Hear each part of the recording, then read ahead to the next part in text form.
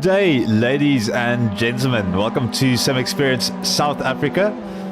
You're watching the MX5 Cup on the Sunday evening. We currently have Div 2 on screen with us. And this is the final round of the MX5 Cup. So first Div 2 drivers, so we'll have them competing tonight. And then later tonight, just after 8, we'll have the Div 1 drivers also competing for the final trophy. The drivers are just starting to make their way around the track, so they still have a long way to go. It's a Andre Hildebrand unfortunately finding the wrong side of the curb there.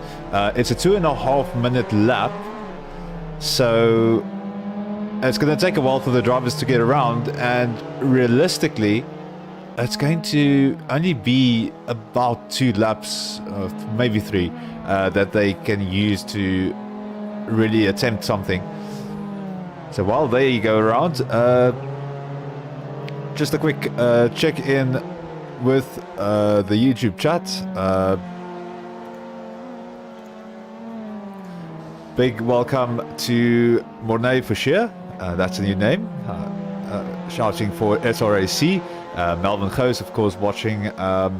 Then also welcome to Dennis Mitchell from Hacksaw Computer Services. Cleopas, who's been with us all season long.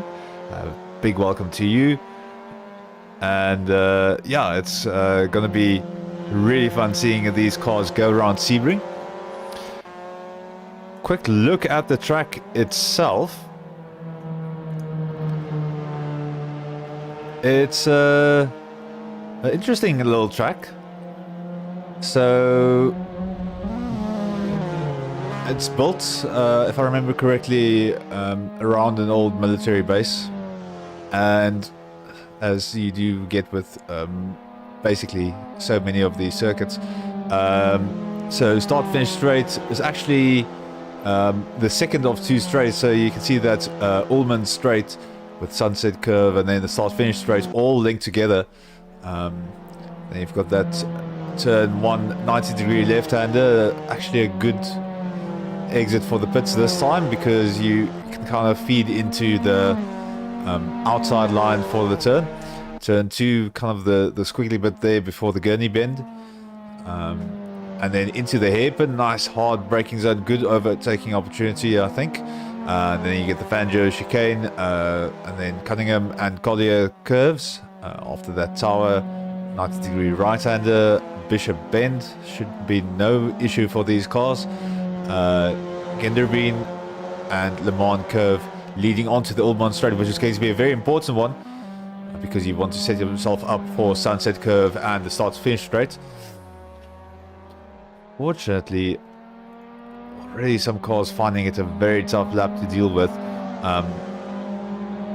It's not as prominent as in real life, but the track is fairly bumpy across the concrete, so the drivers can be caught out quite badly if they're not careful. So definitely no real times coming in for the drivers just yet. Sean Willefear is on a nice fast one. Purple sector for the first sector, so fastest of the 3 sectors. In terms of championship points, so both Div 1 and Div 2 compete in the same points pool.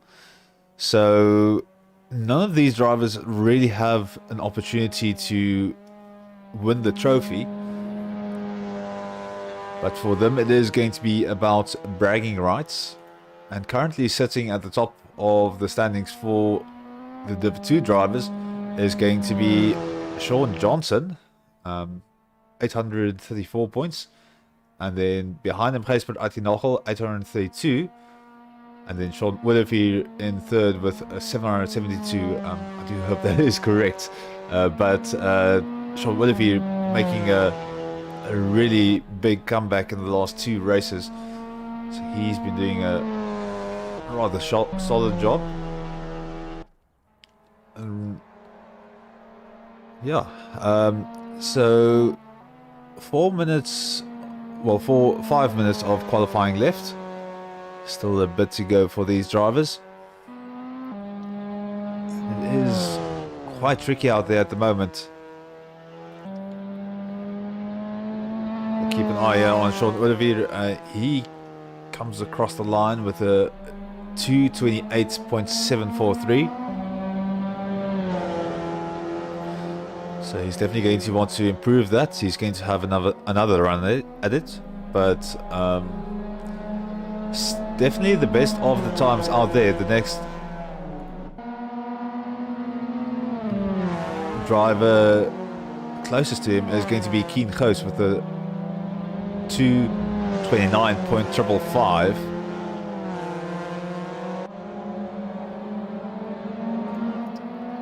I do apologize. Unfortunately, there is a bit of a problem with the audio. I'm not exactly sure why we're getting an echo, but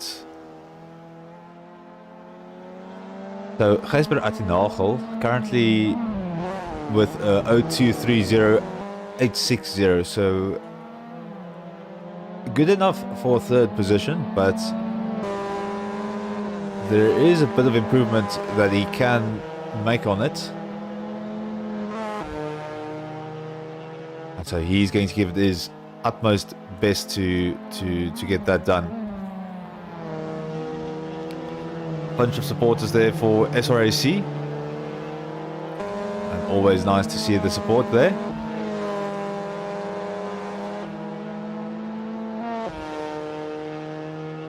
And yeah, so Sean Johnson is currently sitting with a 0232.906. That's the closest that someone has gotten to Gijsbert Atinagel. So still a bit of a larger spread all across the field in regards to the different times. You can see Sean Olivier coming across the line. He's going to do it for 028.697. We'll quickly take you along here for the ride. And you can see through turn 1 to turn 2, and you just need to kind of keep the rhythm going as you go around the circuit. Make sure that you don't oversteer the car, that you don't get or overdrive the car, and you don't step out those rear wheels. Now through Gurney Bend, flat out for these cars, you do not want to lose any kind of speed. And preparing for the hairpin turn, so positioning is going to be key here as you get into the braking zone. Olivier leaving it very late on the brakes there. Now coming up to the Fangio chicane. Not much of a chicane for these cars. Basically just put the foot down and there you go. And then Cunningham corner at the end, nice hard braking zone. Leave the braking as late as possible through the Collier curve. And now into tower turn, so nice hard 90-degree right-hander. And you can see with Sebring everything is mostly flat, so you do need to really keep that momentum going, because there's no way of really getting a hill to help you along with that. Down the Flying Fortress straight through Bishop Bend and into Genderbeen Bend, and ending off with the Le Mans curve here at the end of the circuit. Last straight is going to be the Ullman straight. You can just see this massive run down to the last corner, so this is going to be a very good drafting opportunity for the drivers, and it's going to be forever if you've got someone sitting in the draft behind you through Sunset Bend, and you just need to manage the car through there. It's so difficult to pick out your line with such a wide track, and then onto the start finish straight. So qualifying is finishing up. Sean Olivier still not improving on his previous time. Gijsbert Atinagel with a second's worth of improvement, so we'll see where he takes that. He's going to go through Sunset Bend, and he just needs to keep that speed up, and he's actually found a little bit of extra time. So he's going to come across the line and that should put him in a very comfortable position. Cross the line into second position, so well done there by Gijsberg Uitinagel. Kiengoos, unfortunately, no answer for that. And Sean Johnson is going to stay where he is. So that should be the running order, unless the stewards are still waiting for some of the drivers to finish. Sean Willifier out front, Gijsberg Uitinagel in second, and then Kiengoos in third, although it does look like he still has a lap available to him. So we'll keep an eye here and see what Little Goos gets up to. 0.2 of improvement into the hairpin turn, so still a lot of opportunity to gain that speed. And this is going to be the crucial thing with this track, is you need to get the speed going through the corners that go onto the straights. So a few very crucial corners that you need to know absolutely perfectly.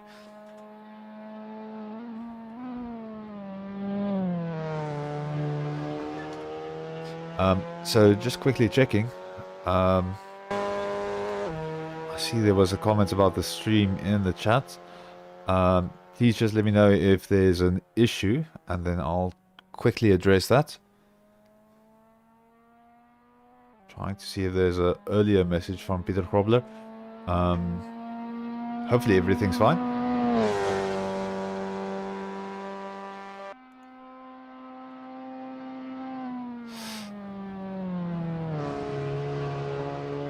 So, Kiengoos, 0.3 improvement. That is not going to be enough to do anything, and he is going to be slotting into third. So, Sean Willifier out in front, first position, pole position. Then Gijsberg Uitinagel lining up on the grid next to him. Then Kiengoos, Pieter Geldenhuys, Sean Johnson, Dani Stander, André Hildebrand, Marius van Wyk, Hilke Wieringa, Rian van der Westhuizen.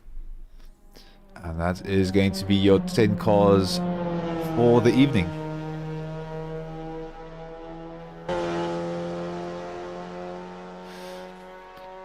So while I wait for the cars to get back into the garages, I'm going to send you to a quick ad break, and then we'll be back with you shortly.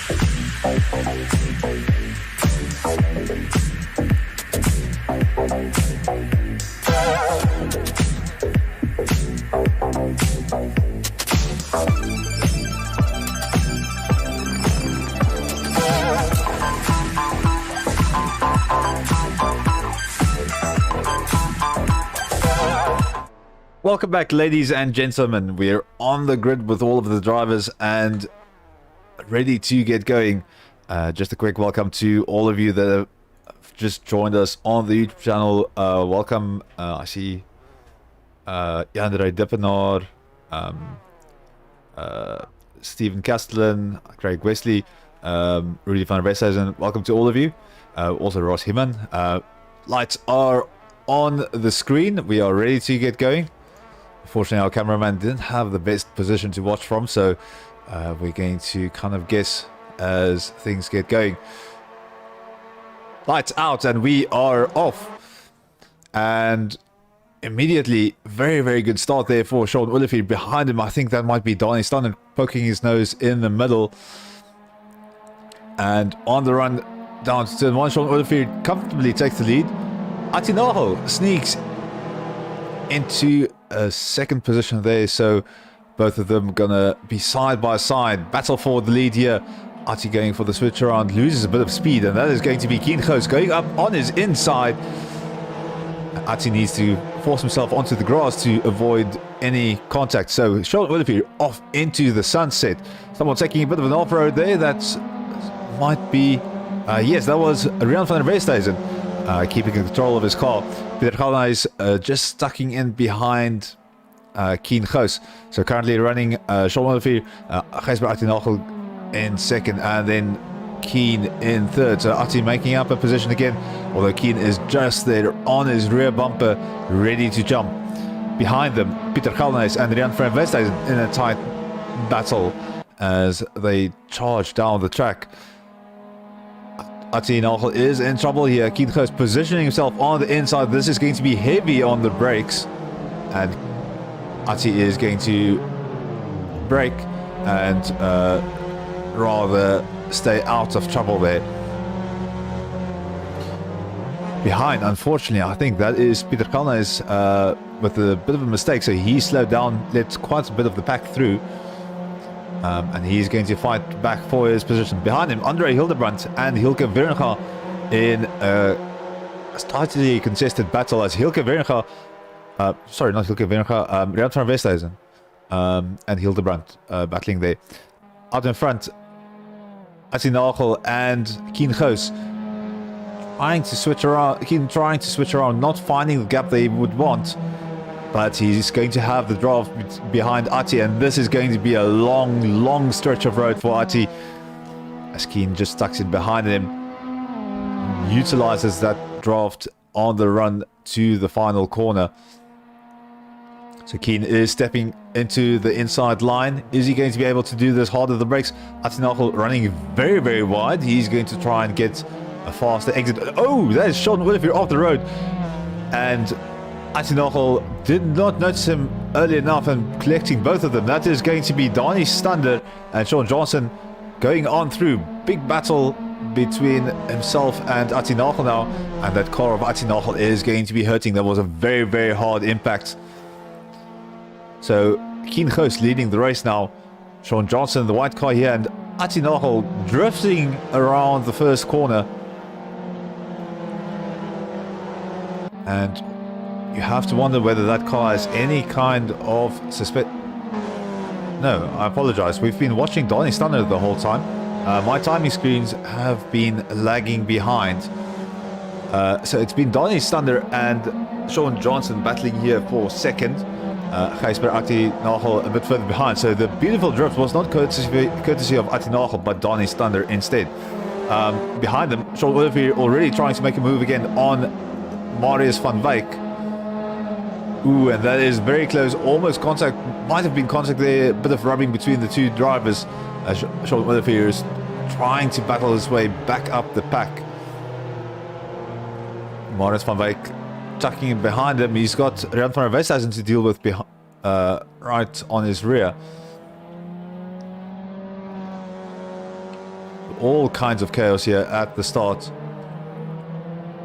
So Van Wyk and Van Resthuizen duking it out here just behind Willefeer.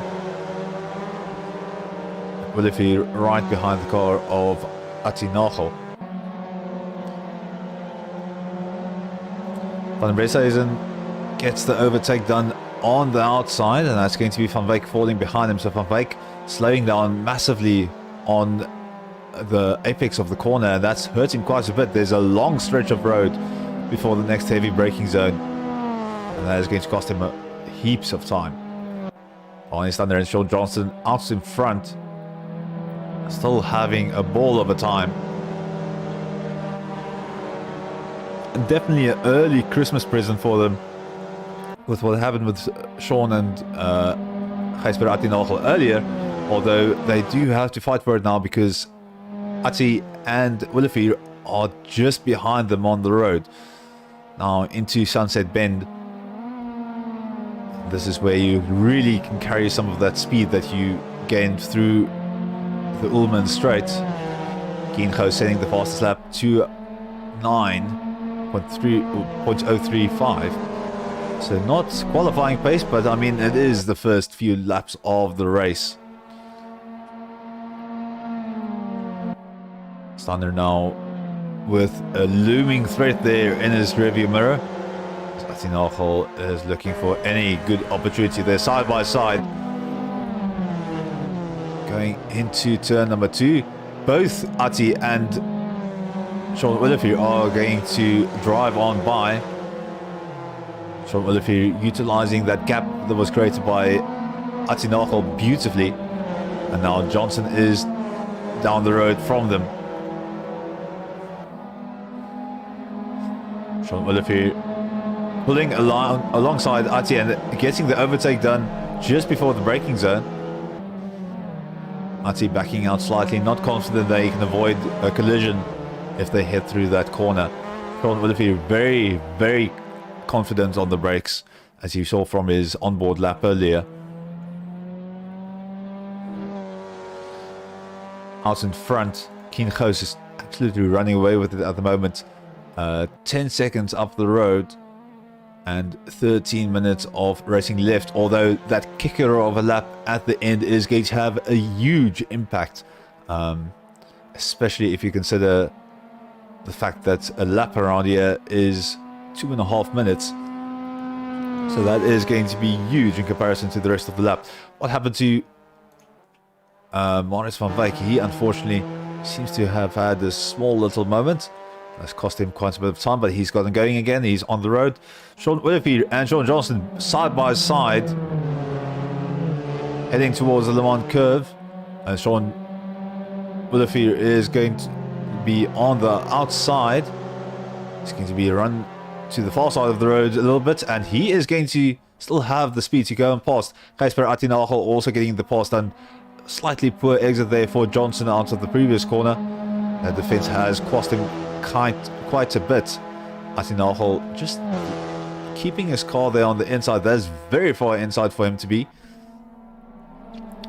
And one hell of a drift there from Atti Nagel. That's one way to pass a car, I can definitely tell you that. Atti doing very well to keep control of his car right there. Now on the run down to the first corner, you can actually see the rubber line on the concrete there from where the cars have deposited the rubber from their tires. Sean Willefeer now only has Kiengo to deal with, and Gijsber Atti Nagel behind him, giving him a very, very hard time.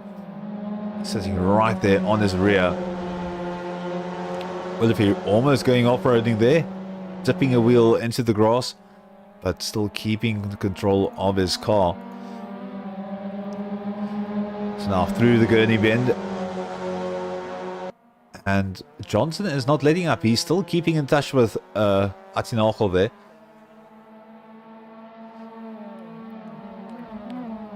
Willefeer keeping control of the pack behind him, so he doesn't have to really defend at the moment. Ooh, and big moment there for Johnson behind. Massive correction, and he saved it. But that has cost him quite a bit. Almost a second loss there. Nagel now is free to pursue Willefear in front of him.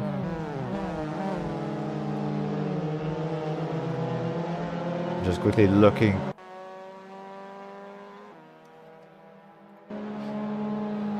Down the field, Peter Galna is a bit in no man's land at the moment.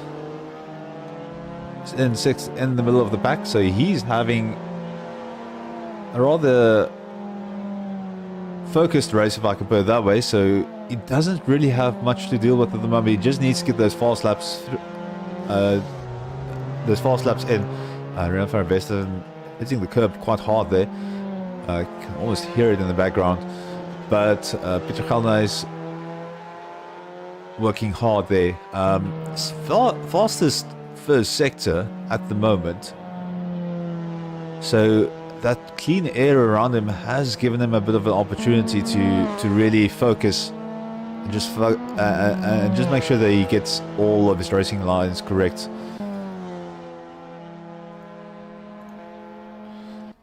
Nagel and Sean Willefear coming around Sunset Bend.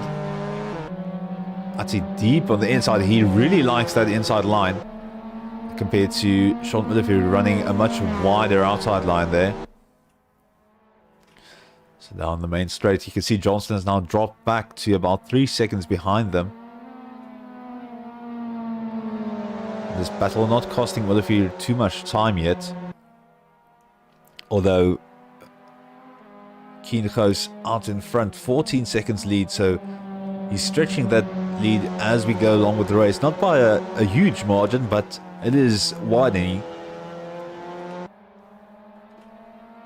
And that is going to be very difficult to deal with for the front runners when the time comes.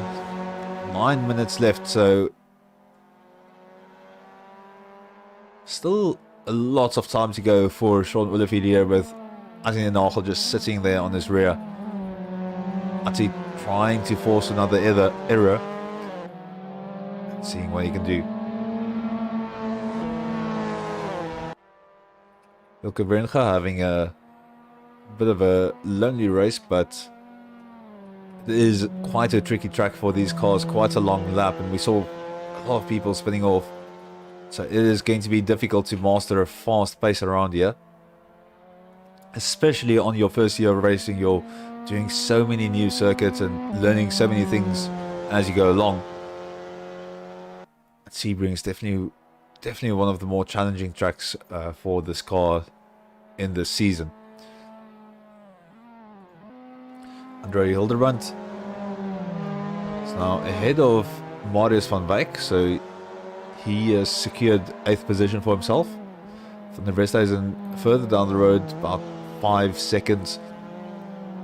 So Hildebrand maybe just thinking about holding on to this position and getting himself set up for the next race, which is going to be a reverse grid. Peter Galna is now catching up with Donnie Stander. And you can see that draft working its magic for Geldenhuis. Now 5 tenths between the two of them. And that time has come down slightly. Keen goes fastest lap into the 228.280s. So definitely not... Ooh! And that is a very, very wide line for Donnie Stander. Almost looked like he was going to hit the wall there. So Peter Geldenhuis has slipped on by him, thanks to that mistake in the last corner, but out in front, Nagel is still stuck on the rear of Sean Willefear. He's not managed to make too many attempts at passing, but he's just sat there, just kept the pressure going, and Willefear has to deal with it all. So one slip up before the end of the race, and that is going to be Nagel past him. So no margin of error for Willefear. Keen Goos, meanwhile, has a lot to play with. Almost 15 seconds now, although it is kind of hovering between the 15 and 14 second mark. Already some solid racing from both these drivers.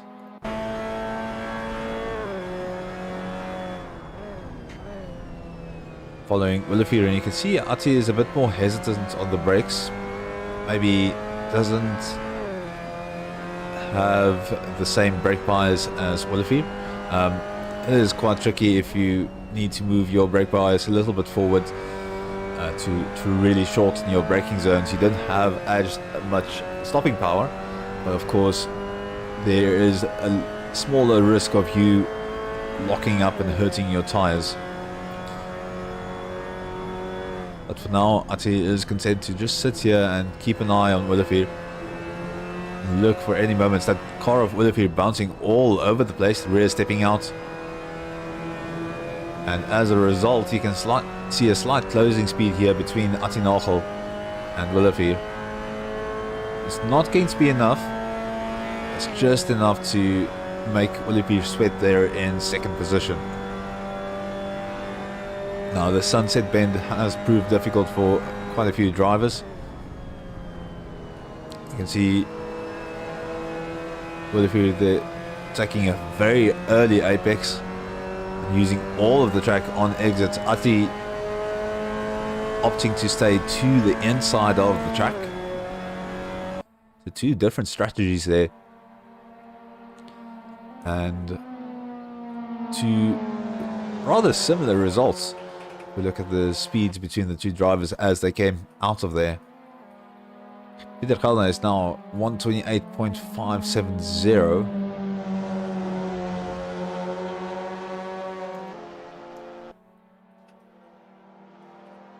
So he's going to reach Johnson in a very, very short time. Just quickly looking at the previous laps and Johnson making a mistake. There was a 4-second difference between Johnson and Gelnes on the previous lap. So Gelnes is definitely going to come into contention at some point.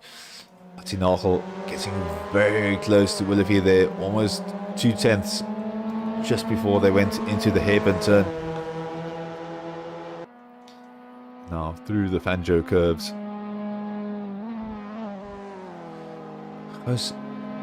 Has made a mistake somewhere, because that gap between himself and Willefear has come down. It's now 4 seconds.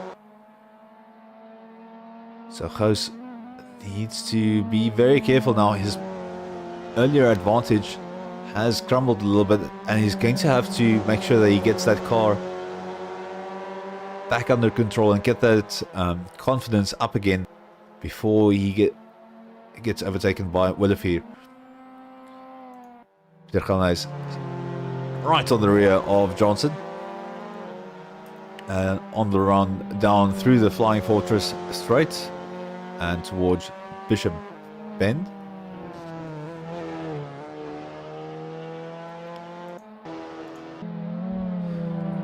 So not making the gap that much smaller, but he is sticking to the rear of Johnson. If he can force another error, that's going to turn massively in his favor.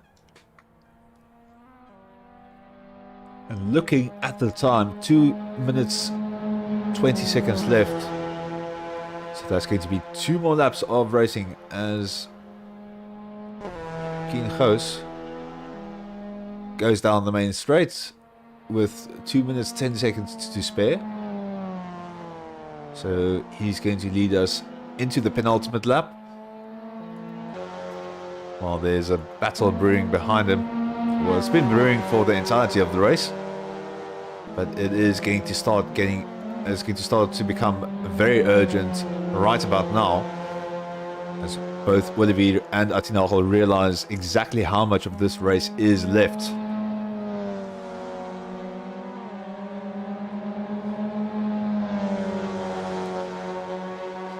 Looking back, Peter Gelnes has made the move on Sean Johnson in turn number 2.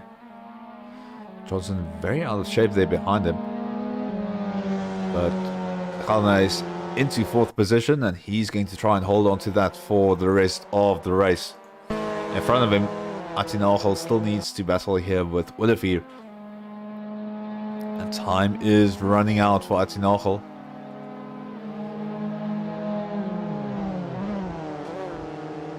He's absolutely giving it his all.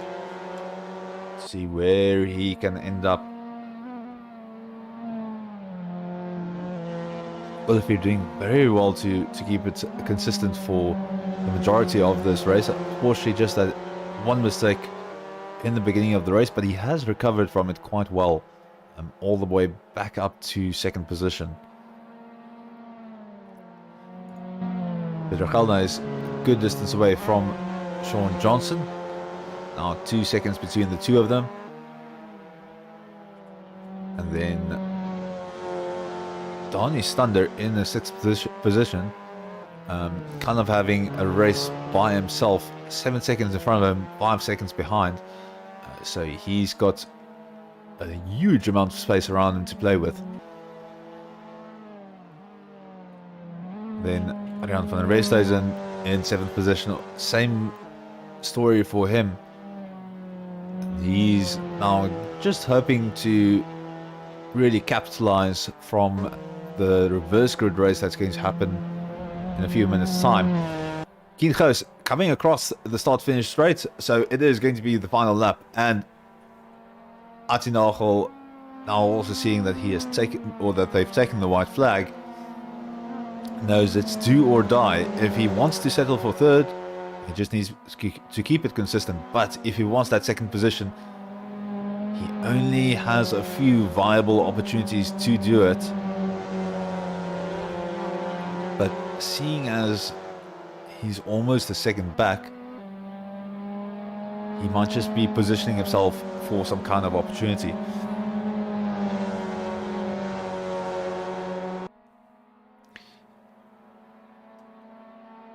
Looking a bit further down the pack, no real big battles developing as of yet. Hildebrandt and Van Wyk very close together, with Van Wyk closing down that gap to under a second. But for now we're going to stick here with Olivier and Atinagel. So now half of the lap done, or almost done. Not exactly sure how this thing would pan out if you would measure it exactly. Sean Olivier already keeping the speed similar to his fastest lap for this race, so he is just absolutely flying at the moment. Gap to him, well, between him and Atinagel now 2 seconds. So not much of an opportunity there. Hildebrandt and Van Wyk, closest two drivers on the track, battling it out here on the last lap. They still have a long way to go before they get to those final two straights. Goes now on the Ullmann straight alongside Olivier and Atinagel. They are going to come through Sunset Bend. Sean Olivier there in a solid second position. Keen Goos looking good in first. So Keen Goos coming across the line. That is going to be first position for him. Olivier takes second. Atinagel takes third. We're quickly going to jump back to this battle between Marius van Wyk and Hilke Weringa. Now through the Le Mans curve onto the Ullmann straight. There might be a bit of closing speed between these two drivers, so keeping an eye on that delta. Wyk is closing in slightly. It's all going to come down to the final corner. Peter Galna is taking fourth, Sean Johnson fifth, Donnie Stunder sixth, and you would imagine Van der Westhuizen taking seventh position. Wyk just sticking there to the inside of the corner. Fortunately, no mistake from his opponent, so André Hildebrandt taking 8th position, Van Wyk taking 9th, and Hilke Weringa is coming down the Ullmann straight to pick up that 10th position. So very, very tough round for all of the drivers here. But on the reverse grid, we are going to see Hilke Weringa and Marius van Wyk sitting on the front row of the grid. So big congrats to Kien Goos, Sean Olivier and Gijsbert Attinagel. Just quickly taking a few notes. I'm going to send you to a quick ad break and then we'll be right back.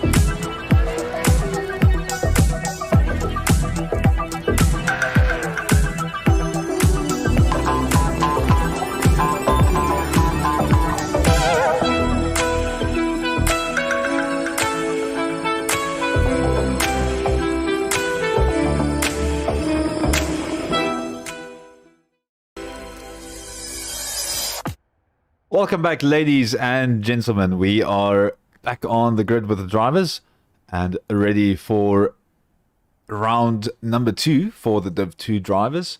If you've just joined us, this is Sim Experience South Africa. You're watching the MX5 Cup. This is our final round in the MX5 Cup Championship.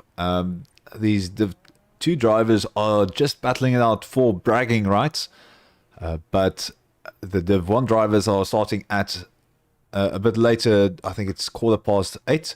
Will be competing for the trophy itself.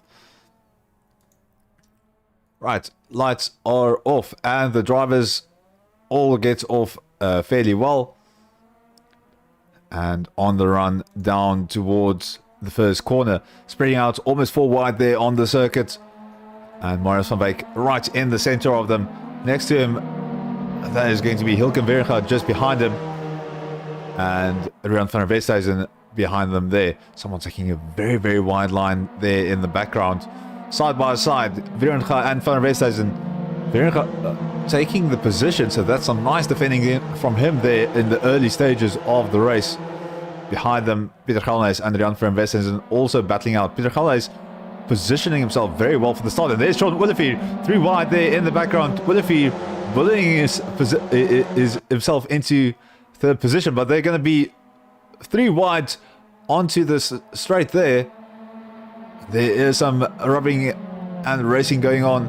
Willefeer driving around the outside, and he's gotten up into 1st position. Hilke Vringa still there in 2nd. Behind him, Van der Westhuizen and Kalnijs. And Van der Westhuizen moving up besides him. So lots of movement here in the start of the race. Kalnijs moving up into 3rd as he gets past Vringa. Willefeer running off there into the distance in 1st position. Van der Westhuizen just behind him. And right behind them there is going to be Hildebrandt and Keen Goes battling it out. Someone taking a very adventurous line into the wall there. I think that was an equipment failure.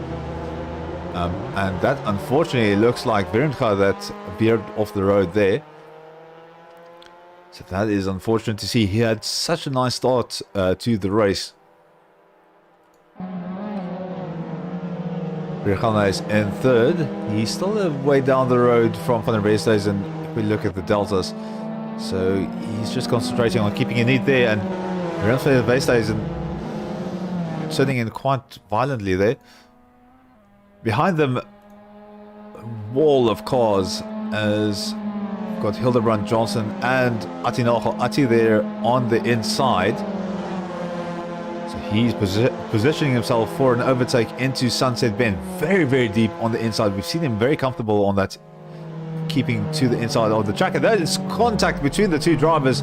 Atti Nagel collecting Hildebrandt. And he's going to pull offline to wait for the other driver. Meanwhile, Sean Johnson side by side here with Stunder, I would assume. Yes, that is side by side with Stunder. Stunder on the inside line. And he's going to be able to make the turn. Behind them, that is Morris van Beek. Unfortunately, veering into the wall while under braking. It's a bit of a rough one for him there. On the front, Sean Willefeer, then Pieter Galnijs, who's gotten past Van der Westhuizen a bit earlier. And then Van der Westhuizen and Keen Goos as they battle it out for 3rd position. Unfortunately, Hildebrandt is in the pits, so I suspect that is a fatal equipment failure, so he's going to have to withdraw from this race.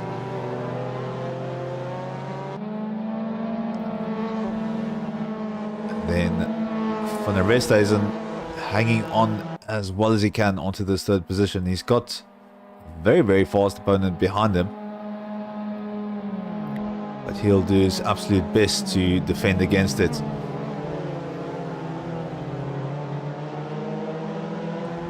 Closing down the gap slightly. It's now very, very close.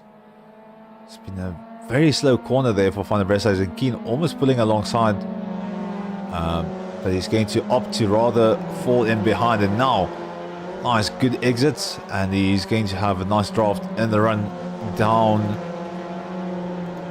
towards Bishop's Bend, as he's just sticking behind the car there. Still no opportunity for Goos through Genderbeen and the Le Mans curve. Just needs to make sure that he doesn't get held up at the apex. 2 tenths between them. That car is right on the bumper, and he's done that purposefully. So they're now side by side. In front of them, Sean Willefeer and Pieter Galnijs also side by side. Pieter Galnijs on the inside of Sunset Bend, so he's going to try and get the drive on the corner there, and he's pulled in front of Sean Willefeer. Willefeer going to go there for the switchback, not going to have enough grip to stick it closer to the inside, and they're side by side yet again. Behind them, Goos has gotten past Van der Westhuizen. Now this is wheel to wheel for Willefeer and Galnijs. Willefeer this time on the inside. Galnijs will have to carry that momentum around the outside, and that is a bit more momentum that he would have wanted towards the outside of the circuit. So Willefeer now with 6 tenths between himself and Galnijs. Goos and Van Westhuizen still close together, but Goos getting that overtake done also in Sunset Bend. So lots of action right after one another, or in quick succession here at Sebring. Just having a quick look at the YouTube chat. Also welcome there to Sean Weber joining us here. And Yandre Dippenaar. New name as well. Welcome Yandre to Some Experience South Africa. So on track at the moment, all the drivers have settled into their spacings. So Willifear is now just working on increasing that lead that he's got over Geldenhuis. But Geldenhuis is going to be fighting for it again. He got close before,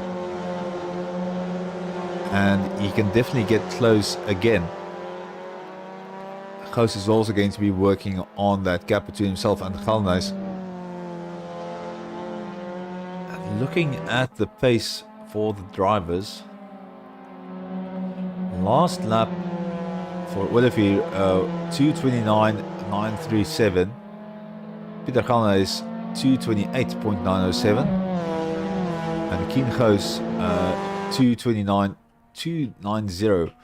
So Goos lapping marginally quicker than Sean Willifear, and Pieter Geldenhuis of course finding a huge amount of time on that previous lap. There you can see it's still staying under a second between Willifear and Geldenhuis. So he is absolutely charging. Willifear losing a bit of momentum there through Sunset Bend, and now it is 2.5 tenths between himself and Geldenhuis. Geldenhuis sticking in the draft. Willifear running rather close to the inside. Geldenhuis is going to say, I'll go even closer. Side by side, and there is contact. Sean Willifear backs out of the corner, and he falls in behind Geldenhuis to fight another day. So quick recovery there from Willifear. And Goos is closing in on this battle right here. 3 tenths between the two drivers as they go onto the straight for the Gurney Bend. Well, I say straight, the curve for the Gurney Bend. And towards the hairpin turn. Now we know Willifear is quite late on the brakes here. So Geldenhuis running defensive on the inside there. Willifear going even closer on the inside. He's going to brake very late. That's contact between the two drivers. Geldenhuis recovers, but the door has been opened for Kien Goos, who's now right on the rear of Willifear. So Willifear does need to be a bit more careful. He's nearly compromised himself quite a few times. Stuck there right on the back of Geldenhuis. That almost looked like a bit of bump drafting. Kien Goos there sneaking to the side of Willifear. So now side by side, Kien does have, or had, the inside line. He's going to go towards the outside, just looking for some space. And onto the Flying Fortress straight they go. So Geldenhuis is definitely sweating here. He's got a huge battle developing behind him, and if there is contact, that is going to escalate by slamming into him in the braking zone. So he definitely wants to get away from this. Willifear also trying to pick up the pace a little bit, but Kien Goos is not going to allow him to get away. Now onto the Ullman straight, and this is the big decider. So advantage to Goos as he darts towards the inside. That is very deep on the inside. It's gotten side by side with Willifear, but he's going to absolutely throw it into the corner. He doesn't have enough grip to really get it to go in. Big drift there from Goos. And while he does get a lot of points for style, that is unfortunately not going to get him past Willifear. Geldenhuis is just running away as fast as he can there in first place. As these two behind him keep themselves occupied. Massive battle here for first position. Now heading up towards turn number 2. Hard braking there, and Willifear just keeping it focused. He can't let himself get distracted by Goos behind him, so he is absolutely sweating bullets at the moment. Now through the Gurney bend and on the run towards hairpin turn. So are we going to see another attempt here from Willefear? He has closed the gap down between himself and Geldenhuys. Goes for the dive and places himself on the apex. That's a very, very late move there. Unfortunately nudges Geldenhuys off the circuit. Geldenhuys is going to come back at him a little bit. So now Geldenhuys is the one in danger from Goos behind him as Willefear attempts to open up the gap a little bit here. Now into Cunningham corner. And Geldenhuys is just behind him. So 3/10 between the first two and 3/10 between the second two. So definitely a three-way battle here. So Keen just keeping that pressure on. He's seen that both of these opponents really do struggle a little bit. So he's just waiting to capitalize as he's sitting there behind them. 8 minutes left of the race. And then that kicker of a lap, and that whoever is going to be in front. Ooh, and Keen Goos unfortunately onto the sand there, so he's lost a bit of, sorry, Geldenhuys onto the sand there, so he's lost a bit of speed. That means Keen Goos has a possible opportunity, although I think Keen Goos might have backed out there to avoid a collision. But yeah, whoever leads by the end, or whoever picks up the white flag first, is going to have a monumental task ahead of them, because that is going to be the point where everyone starts becoming a little bit desperate, chasing down that race win.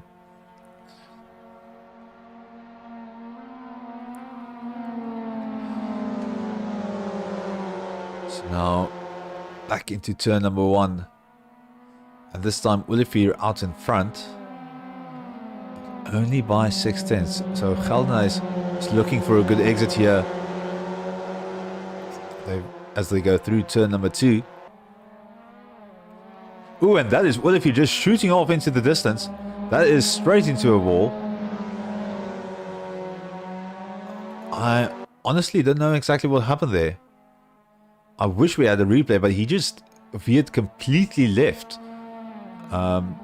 It's kind of reminiscent of some of the steering failures we've seen for some of the drivers. And now Peter Geldenhuys is getting all loose in the rear with the car. So Goos has a very real opportunity here on the inside. Is he going to be able to make the overlap by the apex? Yes, he does. Now side by side. And Geldenhuys is going to fall in behind them for the Cunningham and Collier corners. That is a shocker with 6 minutes left to go. So Willefear just absolutely shooting off into the distance. I didn't see a car that was close enough to him in terms of the timing.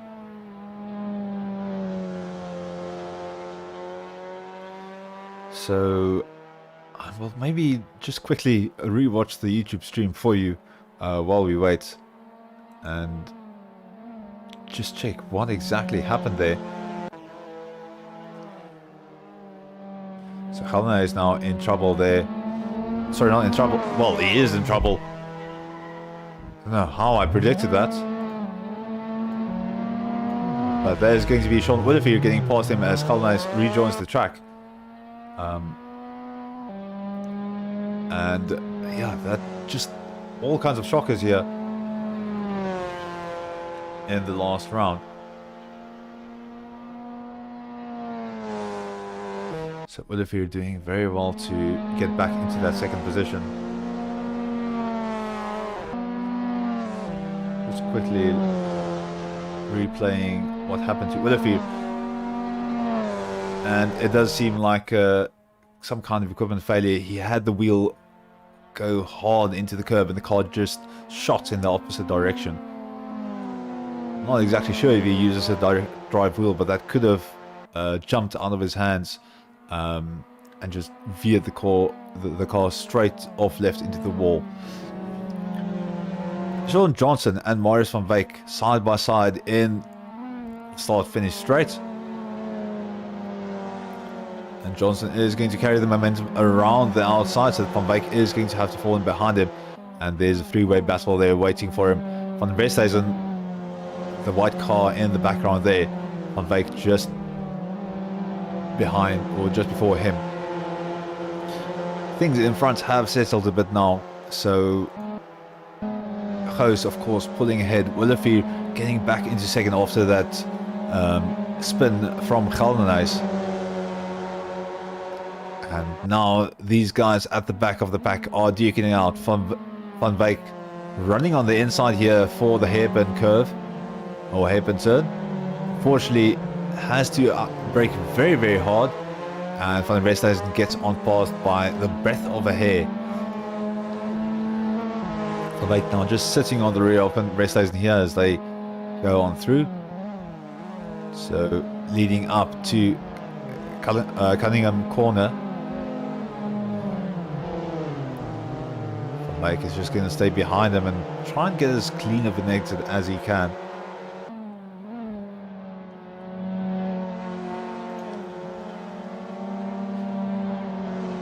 Things settling down a little bit. Out in front, Sean Willefeer is closing down on Keen Goos. So under a second between the two of them.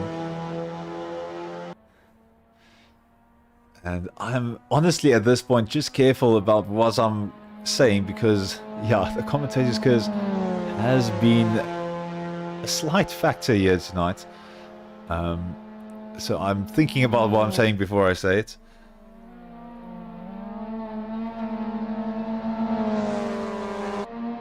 Willefeer on the inside, that's a very wide line for Goos. Willefeer just comes shooting at him. 3 or 2.5 tenths between them. That's definitely going to be enough closing speed for Willefeer to do something with it. So Willefeer, last minute dart to the inside. Has to go hard on the brakes as Goos does not let that gap open. So that is the difficulty with doing that last minute dart. If you do it as late as possible, you might not have enough of a gap to jump into, and that door will get closed on you. So Goos very wary of that. Maybe a slightly earlier turn into to kind of ward off that last minute attack from Willefeer. Willefeer now side by side here on the run towards hairpin turn. He does have a good enough overlap here. He's going to be nice and late on the brakes, but he already had the move done for the turn itself. Keen trying to come back at him, straight lining the curves. And they are neck and neck. 1.5 tenths, 2 tenths between them. Willefeer using the racing line. Keen darting towards the outside. He's not going to be able to do much with it. But it is enough to put the pressure on Willefeer. So now out of Cunningham they come, and Goos is going to pull alongside for tower turn. Fortunately not enough, and he's going to pull behind. Now run down the flying fortress straight towards Genderbeen Bend, and Goos yet again pulls alongside. So very wide entry there, so he's kind of put himself in a position for a good exit. And now Genderbeen Bend and Le Bon Curve ahead of them. This is going to be crucial to get that fast exit onto the Ullman Straight. Willefeer doing his utmost best to stay ahead here, but Goos is going to sit in that draft. 3 tenths between them, so it doesn't look like there's a closing speed. Now they just need to see how well they can execute that sunset bend. Willefeer absolutely shooting around the corner. Goos also a lot of speed that he's carried through there, but he's gone very, very wide. Kept it wide, and now he's got the advantage of the draft behind Willefeer. Keen Goos goes wide. Willefeer now defensive on the inside as Goos tries to carry the speed around the outside. They're going to be side by side. Willefeer squeezing Goos towards the outside. Goos backing out of it, falling behind him. And now through turn number 2.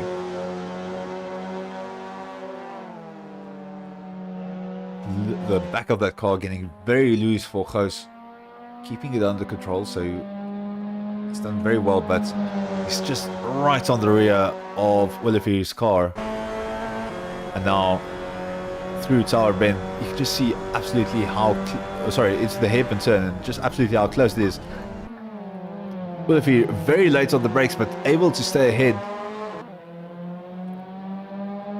And Goos falls in behind him yet again for the next few corners. So nothing much that he can do here. He can definitely scare Goos.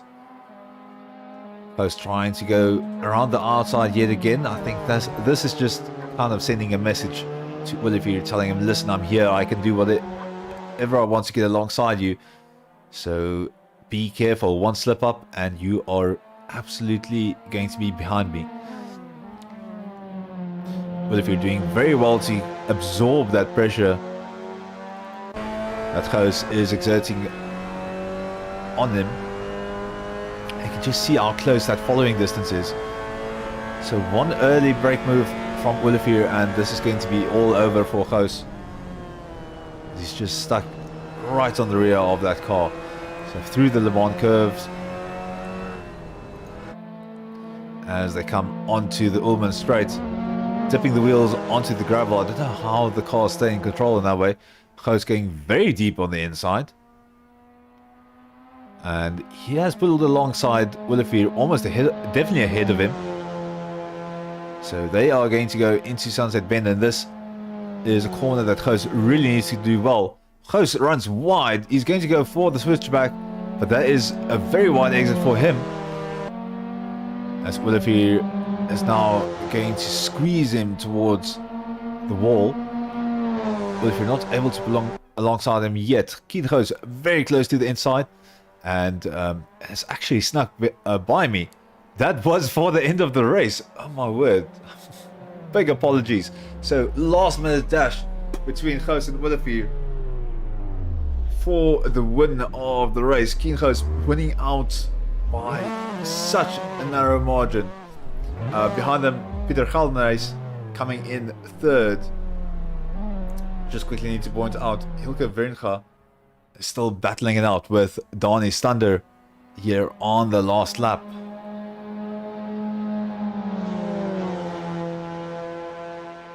So into Sunset Bend, and this is the last opportunity for Wernga to get something done. Coming around the curve, and it looks like a fairly standard corner for both of them. So Stander is going to take 8th position, with Wernga taking 9th. So well done for both of them. I'm just going to take a quick note while we look at the other cars, and then I'll be right with you.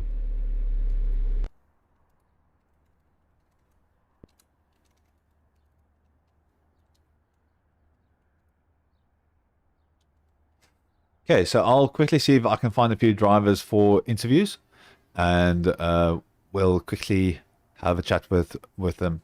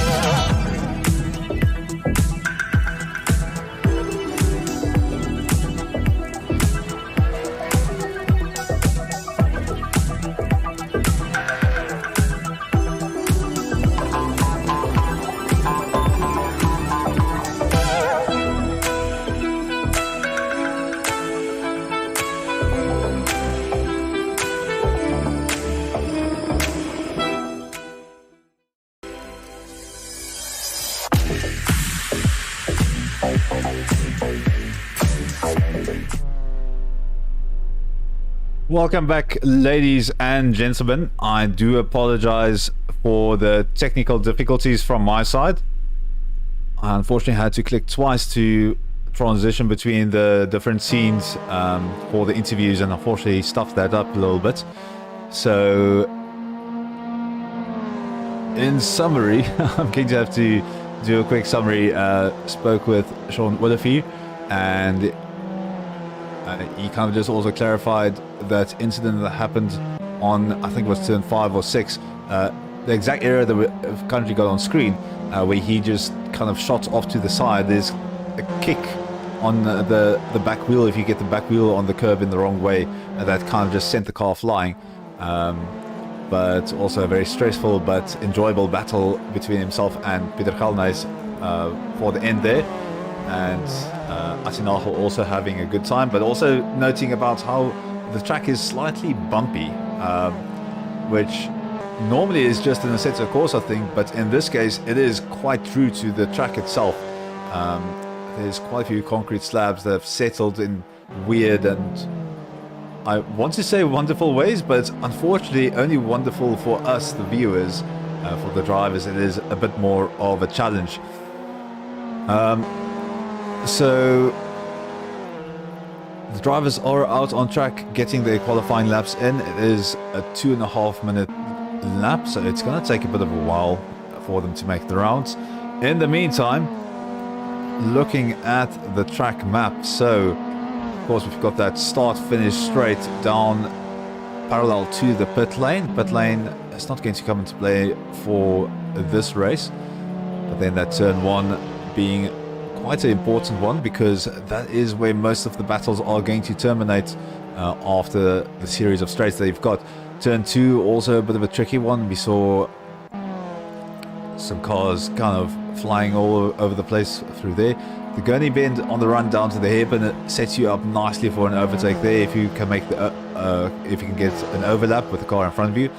Then the Fangio chicane kind of acting as a straight before Cunningham and Collier, and then Tower Corner also important, because that is going to lead you onto the straight after that, with Bishop Bend also being a bit of a straight, and then you'll see the drivers fighting through Genderbeen and Le Mans or possibly waiting their opportunity onto the Ullman Straight. A very, very long straight, and then into Sunset Bend, which is just a corner that the drivers throw the car into and just hope for the absolute best. We've seen some awesome drifts from drivers through there, but definitely a tough one indeed.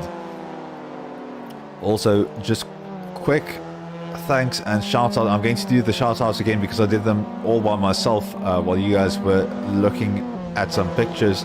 So again, apologies, but massive thanks to KDP. That is Tommy Moss's company, who has sponsored this amazing trophy for the series. So I would expect the definite winner to be announced on the Discord server after the race. So if you want to get involved and if you want to see who the absolute winner is going to be, do join the Discord server. It's just the link down below. And I'll actually quickly see if I can find Tom Leary Moss on screen at the moment. There you can see the white and purple KDP car. So he is going to have an awesome time tonight. Also, very big thanks to Alwyn. You can see the sponsor there up in the right hand side corner. They've been with us from the start, so sponsoring the Australian V8 series, and also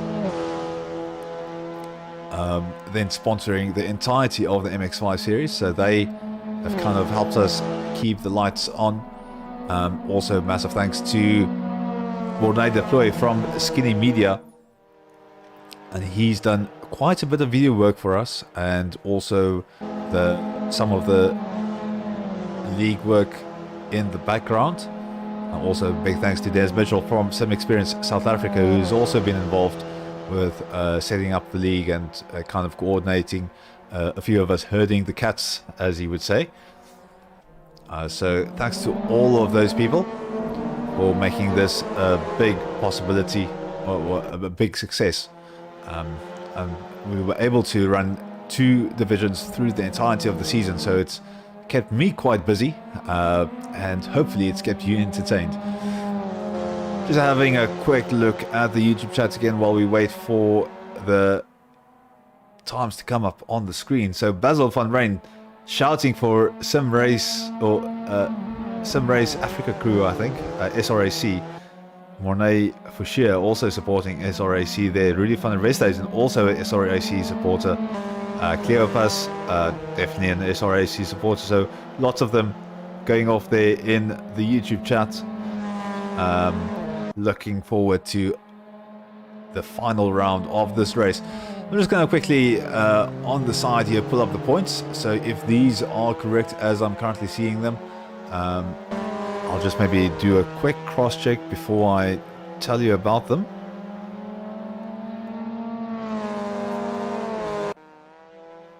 I just need to navigate to the correct areas here.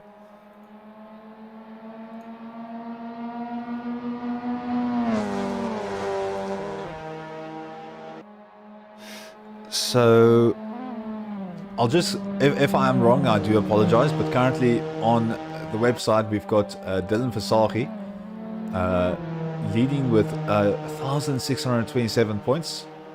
Right behind him there's Mitchell, 1,616 points. Extremely close together. As a reference, you get 100 points for first place, 98 points for second place, 96 for third.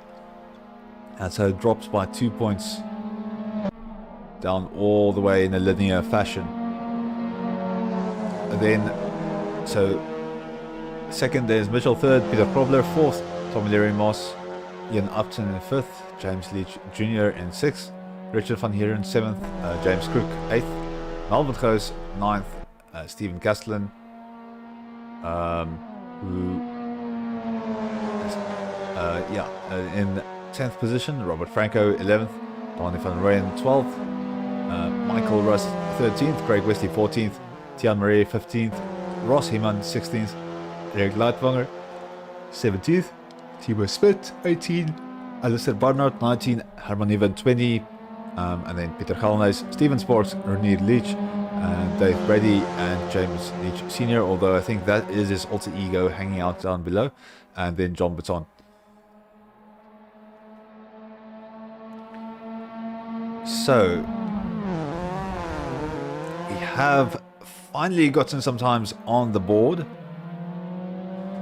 and it is Versace leading out in front. So Versace with the 120, the only driver into the 127s. Then we've got Crook in second, 128. Leach Jr. 128. Renier Leach 128. Moss 128. Grobler 128. Castellan 128. Franco 128. And then the first 129 is Van Heeren. Then Craig Wesley, Van Niekerk, Heeman, Upton.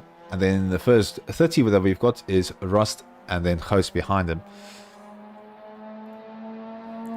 So very, very small margins between these two drivers. Just goes to show how some of the Div 2 drivers have developed over the course of the season. Getting very close to some of these times that these drivers are putting in.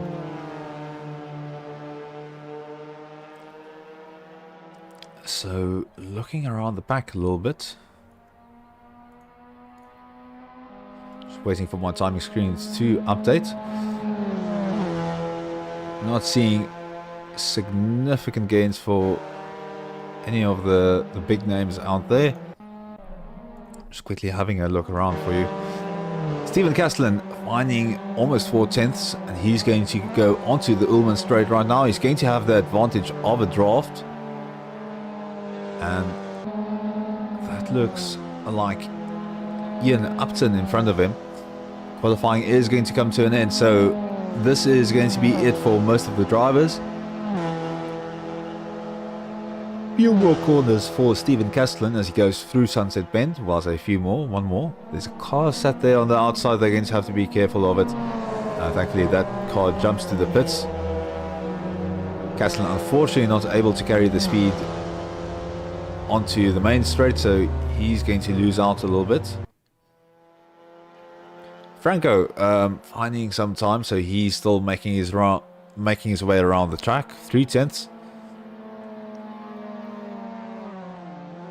And the rest of the drivers, Crook not finding enough time. Versace with a minor improvement on his side, so he is still going to go on to his last lap.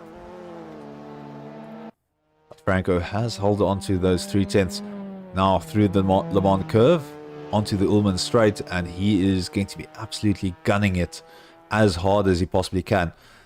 With all of these drivers so close together, there's quite a few positions to be gained if he can keep the speed up. So now setting up for Sunset Bend, and this is going to be absolutely crucial for his qualifying position. So he throws the car in, keeps as much speed going as humanly possible. Now keeping a good amount of speed on the exit. This is going to be 7/8 in the pocket for him. This is going to jump him up quite a way. Franco goes up into second position. Now James Crook, unfortunately no answer for that as of yet. Dylan Versace out in front with a minor improvement, so we'll leave him alone for now. Tom Leary-Moss, 4/10. So he is going to try and leg it towards the start-finish straight. 3/10. All depends on his exit right now. Able to carry the speed. And that's going to be 3.5 tenths, so that's going to bring her up back to third position. And now Richard van Heeren coming across the line, no improvement for him. Michael Rust, that's an 8/10 improvement. He's going to bring that across the line. That's going to jump him up into 8th position, so he's going to be very happy with that.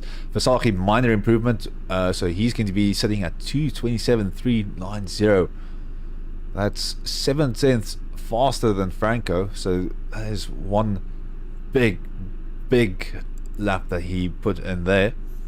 I'll quickly send us to an ad break before we get started with the race proper. So see you in just a few moments.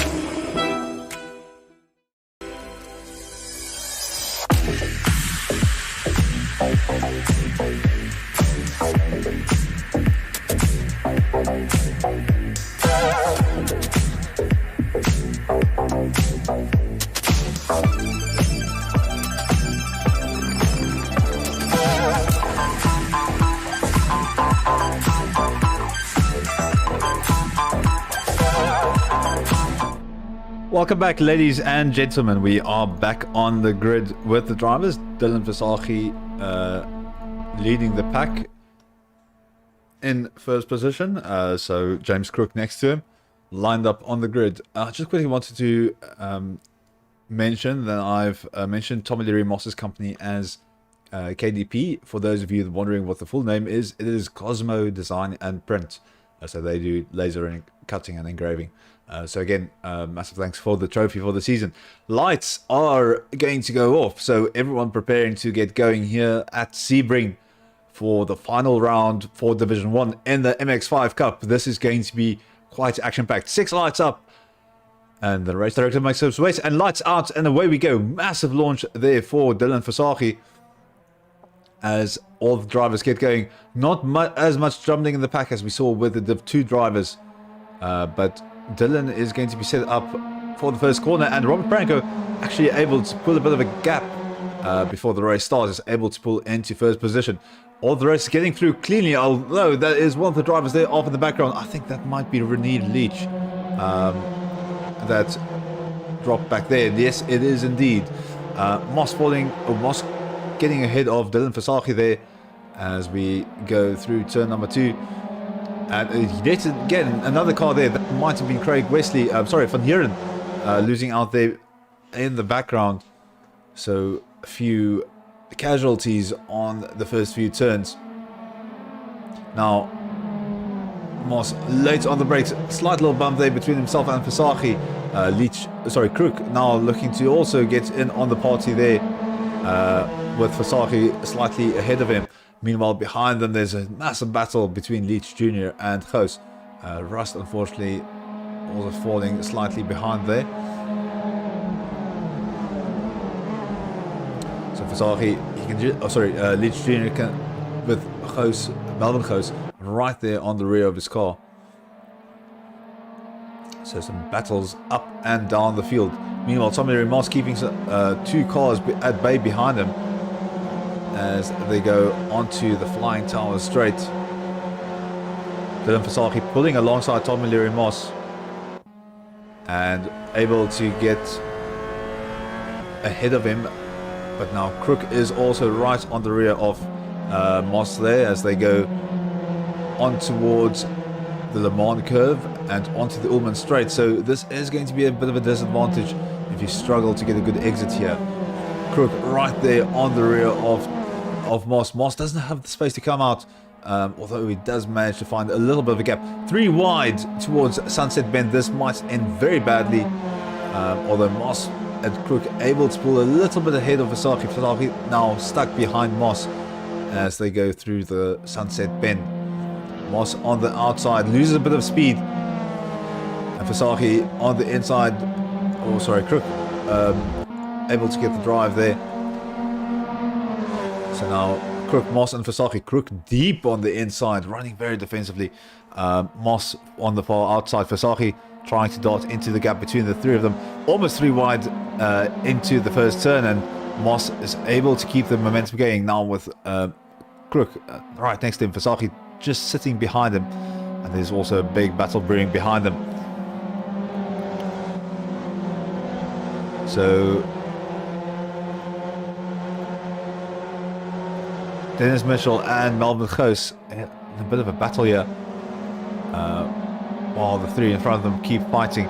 I'm just going to jump ahead a bit again because it does seem to be heating up yet again. So Moss and Crook alongside, Moss slightly ahead, but Leach and Crook side by side into the hairpin turn, and a bit of a swap around going there. And there's a string of cars behind them, some of them jumping over the curbs.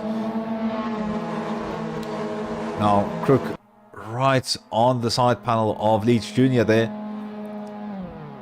and so they make their way up to the curves.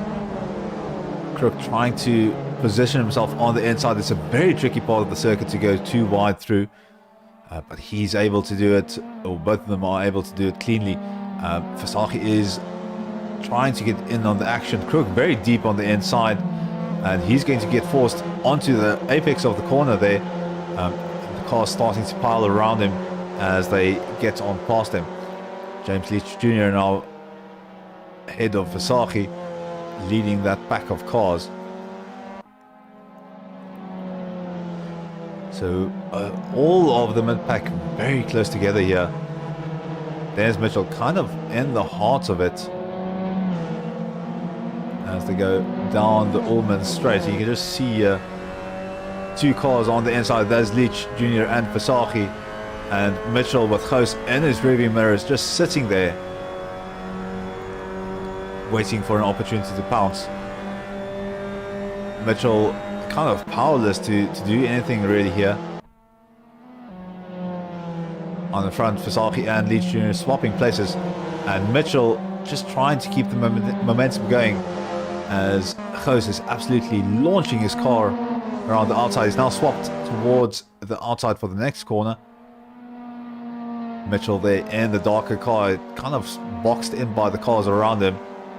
Versace and Leach Jr. very, very close to him.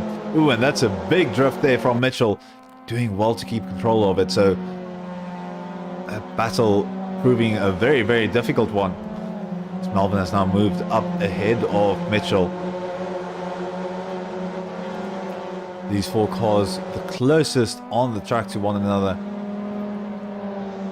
Vasaki leading them with Leach behind him, but now side by side, Mitchell fancies his position back, and he is going to get past Goos.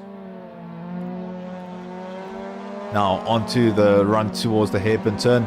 No shenanigans here, everyone keeping in line, just keeping the braking in check. And Goos does have a good amount of speed that he's carrying through that corner, so he had to kind of lift there behind Mitchell. Out in front, Franco just absolutely running away with it at the moment. 3 seconds between himself and Moss. And then is Vasaki, Leach Jr., Mitchell, Goos, Crook, Rust, all within a second of one another. As Mitchell is now looking at the rear of Leach Jr. here. Goos just behind him.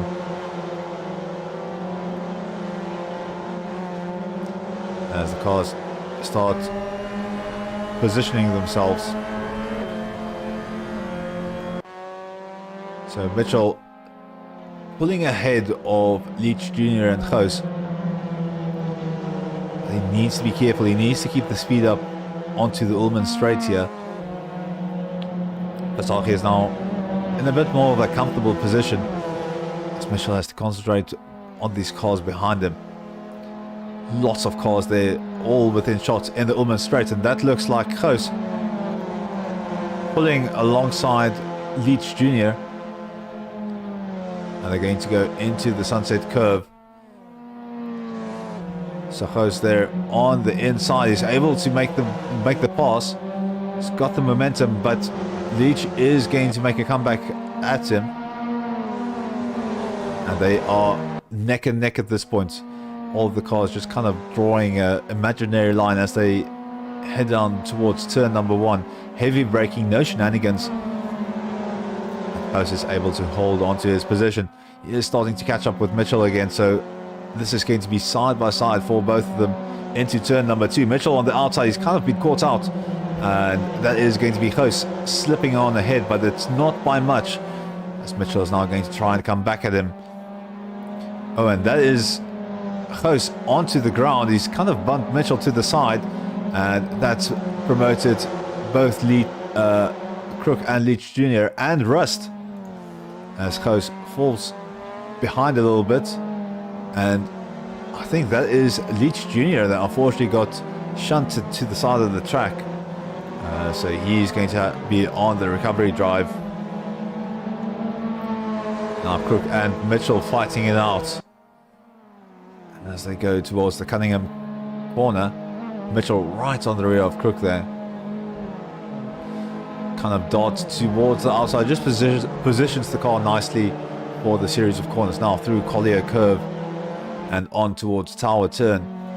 And now this is the opportunity for Mitchell to carry some speed. He doesn't get the opportunity to go towards the inside, but he's going to carry the speed onto the Flying Fortress straight. And maybe now he's got an opportunity. No real closing speed between himself and Crook, but he still has a good opportunity if he keeps the speed up through Genderbeen Bend and Le Mans Curve. So you can see him closing in on Crook here. And now he's got the draft, he's got some closing speed. And he just needs to get on past here before Sunset Bend. So pulls out of the draft there, side by side into Sunset Bend, and now Mitchell needs to be heavy on the brakes. Sorry, not heavy on the brakes, just a slight tap of the brakes to get the car's nose turned in and keep that momentum going. Squeezes Crook to the outside. Crook has to fall in behind him, but now Crook has the drop, and there's yet again side by side on towards turn number 1. Massive battle here between Mitchell and Crook. So Mitchell on the inside, he's got the advantage. He squeezes Crook to the outside, late turn in, and that's cost Crook quite a bit of time. So now Mitchell is pulling ahead in a bit more of a comfortable fashion. as they resume the rest of the lap. A bit further behind, Jaco van Niekerk and Ross Heeman close together, but then also, more importantly, Tian Marais just behind Ross Heeman wants in on this battle, so he is going to do his utmost best to catch up with Heeman in front of him. So on the run down towards the hairpin turn, Heeman looking for some opportunity, but kind of just poking his nose out a little bit. Doesn't want to compromise his speed into that corner in any kind of way. But Van Niekerk is kind of leading a second pack of cars here, as he's got Heeman and Marais just behind him. We do have a swap out in front. Dylan Versace and Tommy Leary-Moss swapping positions there just before tower turn. So the lead changing now. Franco out in front. Still comfortable 5.5 second lead. And we have unfortunately lost Craig Wesley to the pits. That must be some damage to his car. Van Niekerk and Heeman swapping positions. So Heeman getting ahead of him through the flying Fortress Straight. But now onto the Ullman Straight. Ooh, a bit of a correction there from Van Niekerk. That's definitely cost him some time. So Marais might be closing in on him if he's not careful. Behind them, Ian Upton is closing in on Rene Leach. So Leach right on the bumper of Marais there. Sorry, of Upton right on the bumper of Leach there as they go through Sunset Bend. Upton not able to close the gap, and he's going to stay on the tail of Leach, but there's not enough closing speed to really make it work. Meanwhile, Mitchell and Crook are still duking out. There in the background, that looks like Melvin Goos, unfortunately getting bumped on the curb, and that spun out his car. That's going to put him back a few positions. And in the meantime, Mitchell and Crook are battling it out. They're starting to catch up with Tommy Leary-Moss, who seems to have slowed down a little bit since Versace got past him. Versace not too far off into the distance, although it is going to be a bit of a challenge. 6.5 minutes left of racing, and there's another kicker of a 2.5 minute lap that they have to do after that. Well, I say 2.5 minute lap, it's just another lap, but they do need to complete that, and for some of the drivers that might be one lap too many. Crook now just on the rear of Mitchell through Cunningham Corner, and they're going to be side by side for Collier Cove. This is a tricky one. Crook backing out slightly. He's not that confident to run side by side through Collier Cove into Tower Turn. You can see Crook just falling back slightly. He just needs to stay behind Dennis Mitchell until they get onto the Ullman Straight.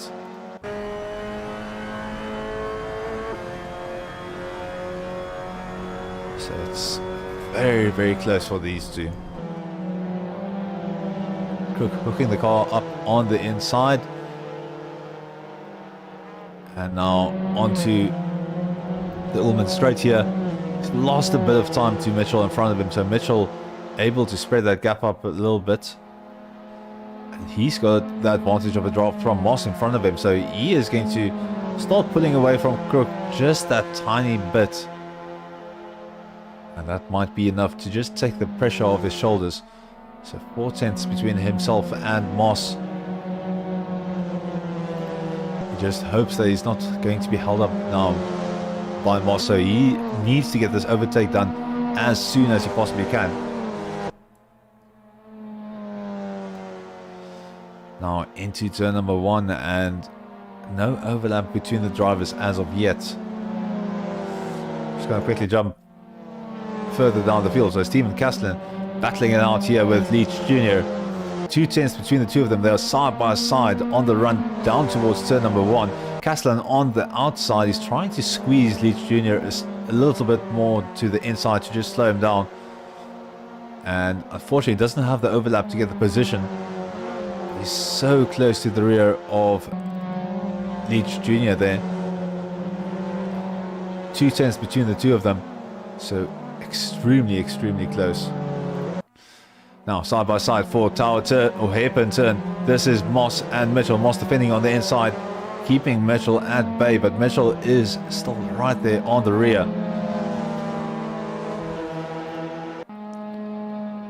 Now into Cunningham Corner and Collier Curve.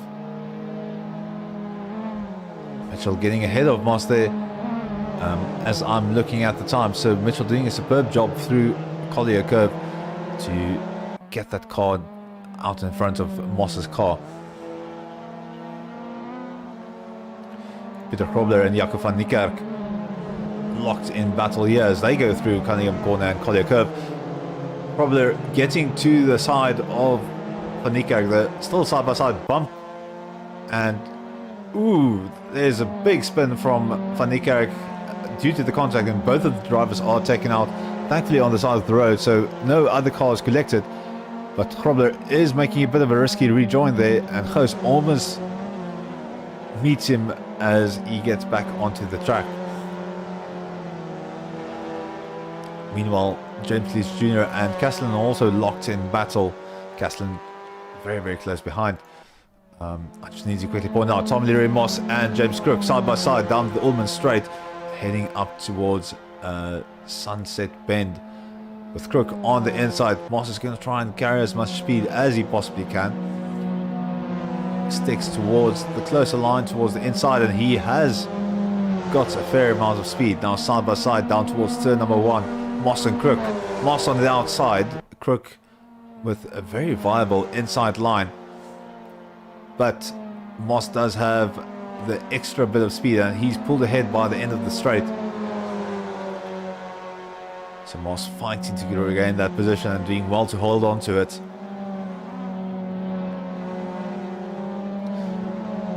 Now into turn number 2, and this is where Moss really wants to open up that gap. He doesn't want to have Crook on his rear when he gets to the to Cunningham Corner or Collier Curve and Tower Turn, because then you've got 3 very long straights awaiting you, and you don't want to have a car drafting behind you when you get there.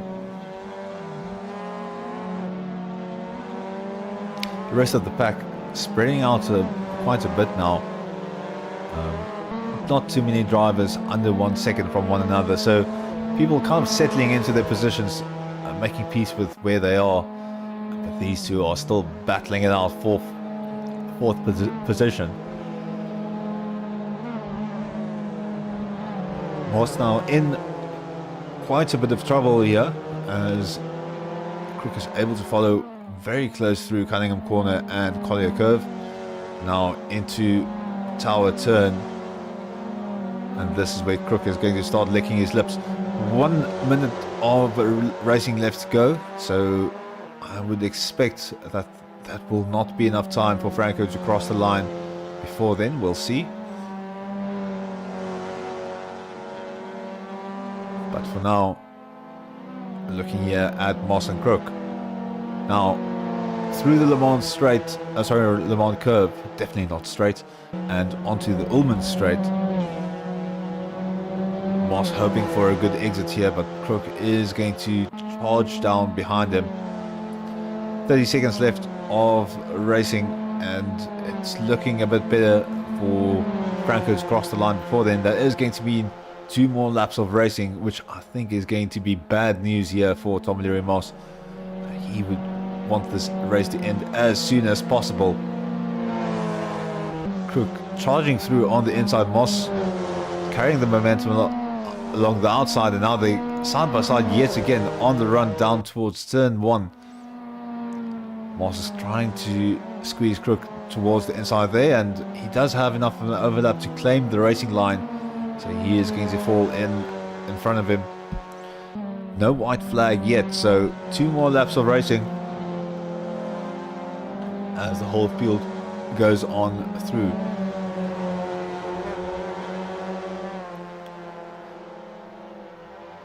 We do have a bit of a slight glitch. No, that is not a glitch. That is Franco off the track. So that's exactly the same mistake we saw for Williford earlier, kicking up the rear tire and sending the car off into the barrier. So that's bad news for Franco in the last stages of the race, because he was doing so well there out in the lead. But that means Vasaki has been promoted out into first position with Mitchell in second. And this means this battle between Moss and Crook is no longer for fourth position, it is for third. So now we've got to fight for a podium position on our hands here. Moss is definitely aware of that and has opened up the throttle a little bit. So he's now found 4/10 in comparison to his fastest lap. Now through Tower Turn onto the Flying Fortress straight. And this is where you want that speed. Crook a bit further down the road than he would want to be. And definitely losing sight of Moss a little bit. So, ooh, and that's a massive correction for Crook. Moss seemingly doing the same. And it's brought the two cars back together. So now 4/10 between the two of them on the run down the Ullman Straight. And this is going to be one hell of a last lap for both of them.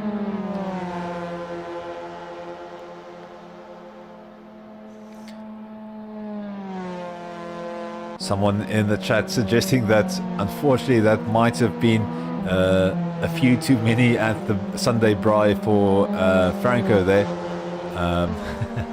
And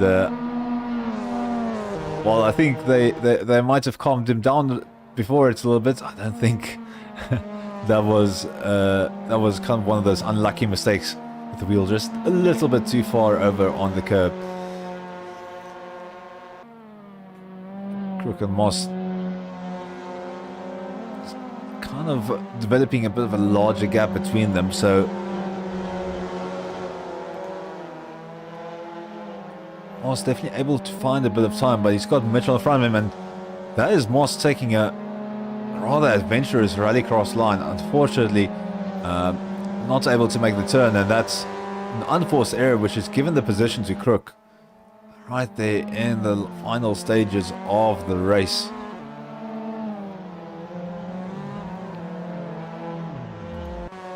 Quick shout out to Stephen. Ooh, and that is Mitchell making a mistake in the hairpin turn. That's promoted both Crook and Moss.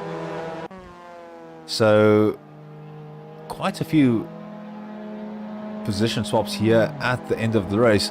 I do apologize for Tia Marie and Kaslan, who I wanted to show, but it is a bit tricky when the front of the pack is switching around as much as it currently is. So last few corners, and we'll just keep an eye on Dylan Vasaki. Hopefully he can resist the commentator's curse as he charges down the track for the last few corners and is focusing on the end of this race. So final few corners, and the Ullman Straight lies in front of him, so this is going to be a long one. There in the background you can see Crook just coming flying around the corner, then Moss and Dennis. Sorry, not Dennis, yeah, Dennis, but Dennis Mitchell. And Vasaki is now back at the end of the Ullman Straight through Sunset Bend. He just needs to keep it under control. He's kept it clean. He's resisted the curse, and he is going to come across the line for the win in first position. James Crook in second also makes a very clean turn. And unfortunately, Moss reaching the wall. This is going to be very close for the end. Mitchell running alongside him, and that is a photo finish if there ever was one. Moss, by the breadth of a hair, gets that third position. Dennis Mitchell in fourth. Then Franco, Rust, Heman, Leach. Kaslan coming across the line with Tian Marais behind him. Leach Jr. taking 11th position. Swap between Peter Kolber and Melvin Goos. as they come across the line. And Ian Upton and Van Niekerk in a bit of a dice there for the end. That's going to be Upton and Van Niekerk. And then Van Heeren coming across the line in 16th. So massive congrats there for Dylan Versaghi. Someone just needs to tell him we're not racing anymore. The racing is done, but they're just busy with their cool down lap. So I'll take the moment to just quickly note a few things.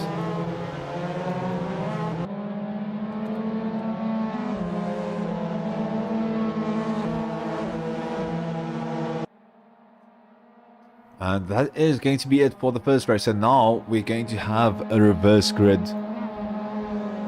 for the second race. So that will see Van Heeren and Van Niekerk lining out the front of the grid. Unless Craig Wesley is able to rejoin, which will mean that Craig Wesley will be joining the front of the grid. It also means Versaghi, Crook, Moss and Mitchell will all be starting from the back. It's going to be quite a challenge for all of them to charge towards the front of the field. That also means that someone like Robert Franco is going to have a slight bit of an advantage for the next race. So that does make up for a little. That does make up a little bit for the small incident in race 1.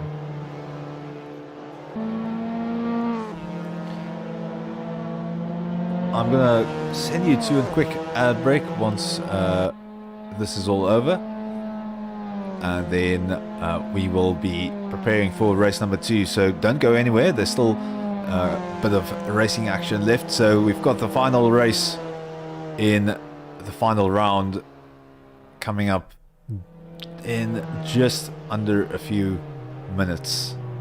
Definitely don't go anywhere.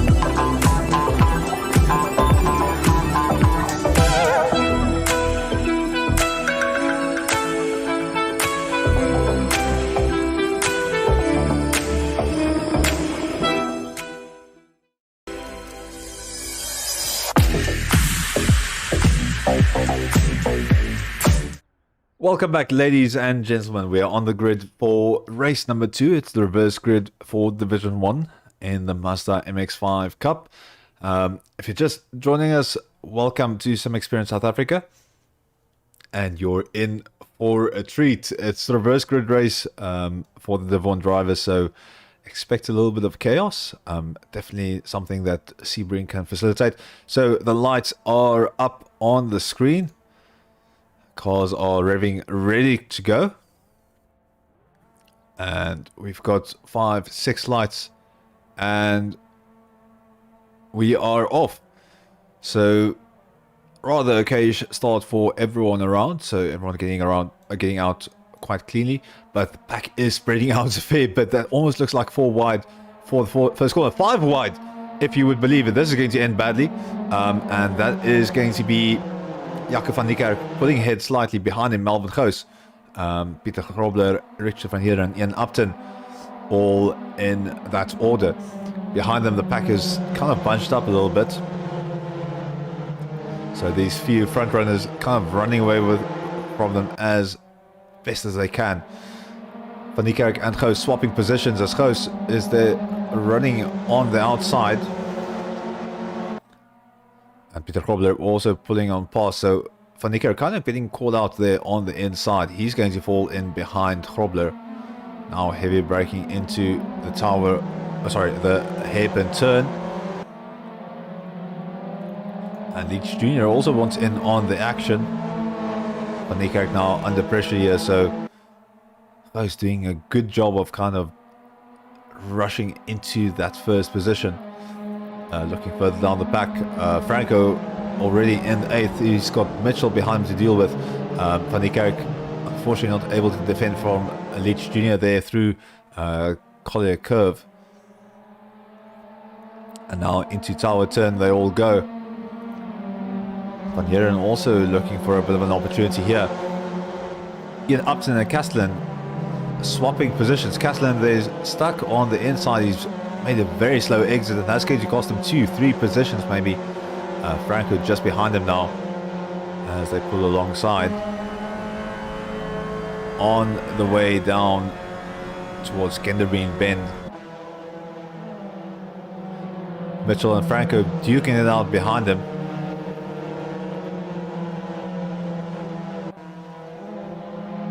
And this is definitely one fight to watch. So Mitchell able to get ahead of Franco, but still.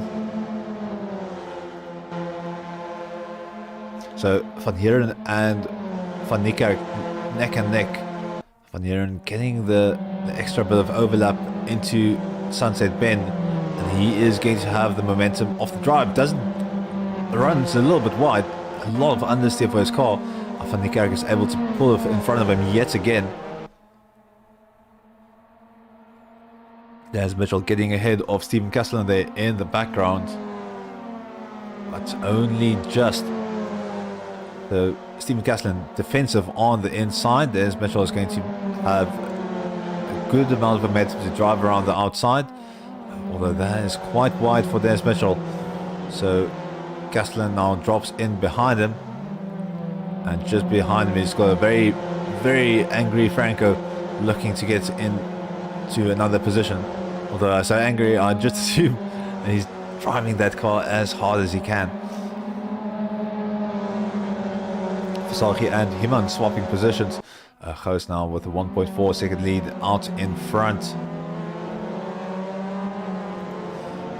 In the background there you can see Crook and Himan battling it out side by side.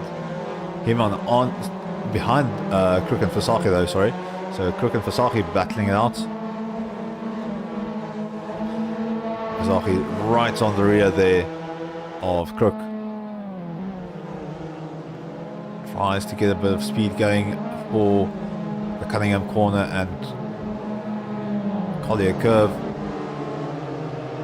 And so close to contact between those two drivers. I can just see he's just there on the rear of James Crook in front of him. Ross Heeman almost looks like he's stuck to the rear of Versace's car. Some very, very small margins of error for these drivers as they drive along in the pack. Pieter Grobler, still a bit of distance between himself and Leach Jr. heading onto the Ullman Straight.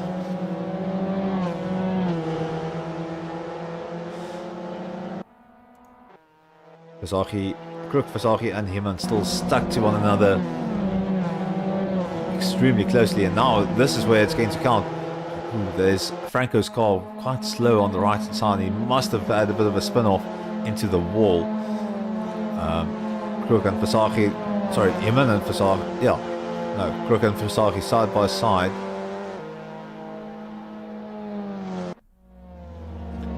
Crook able to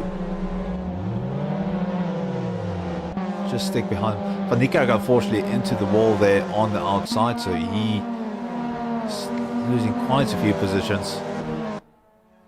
Now this is going to be Versace on the outside, Crook darting towards the inside. It's all going to be about who's later on the brakes, side by side still through turn 1.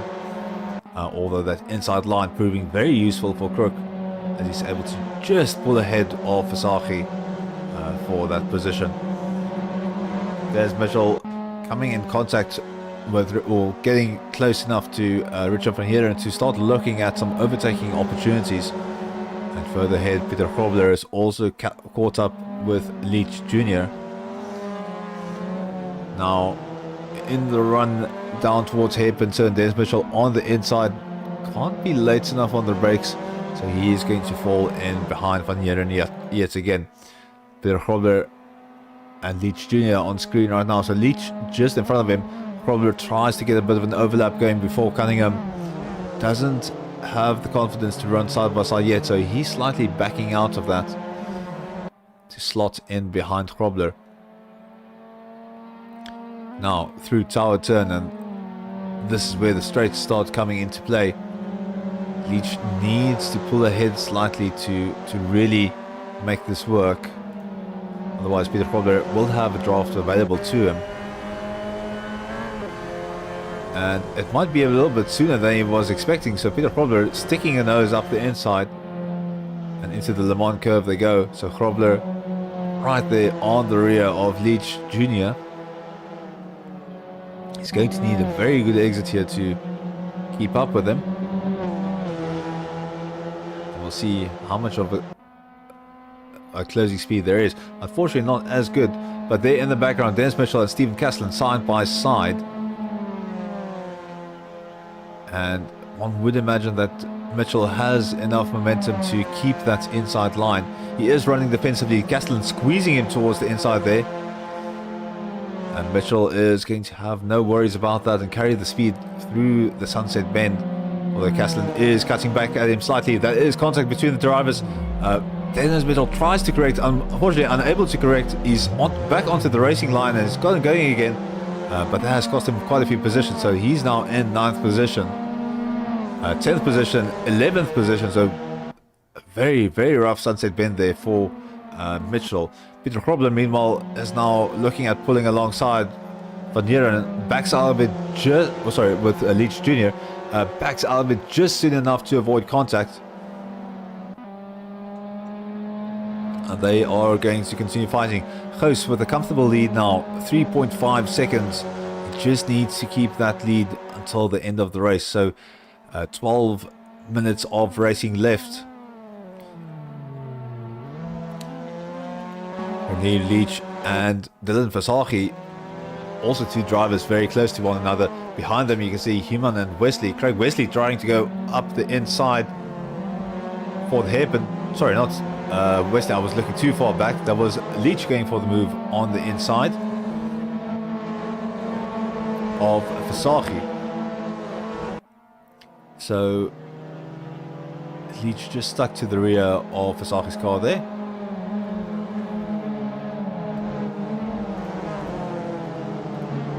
Castellan also very close to Upton in front of him, so they are going to go up towards Tower Turn. Castellan trying to carry as much speed as possible.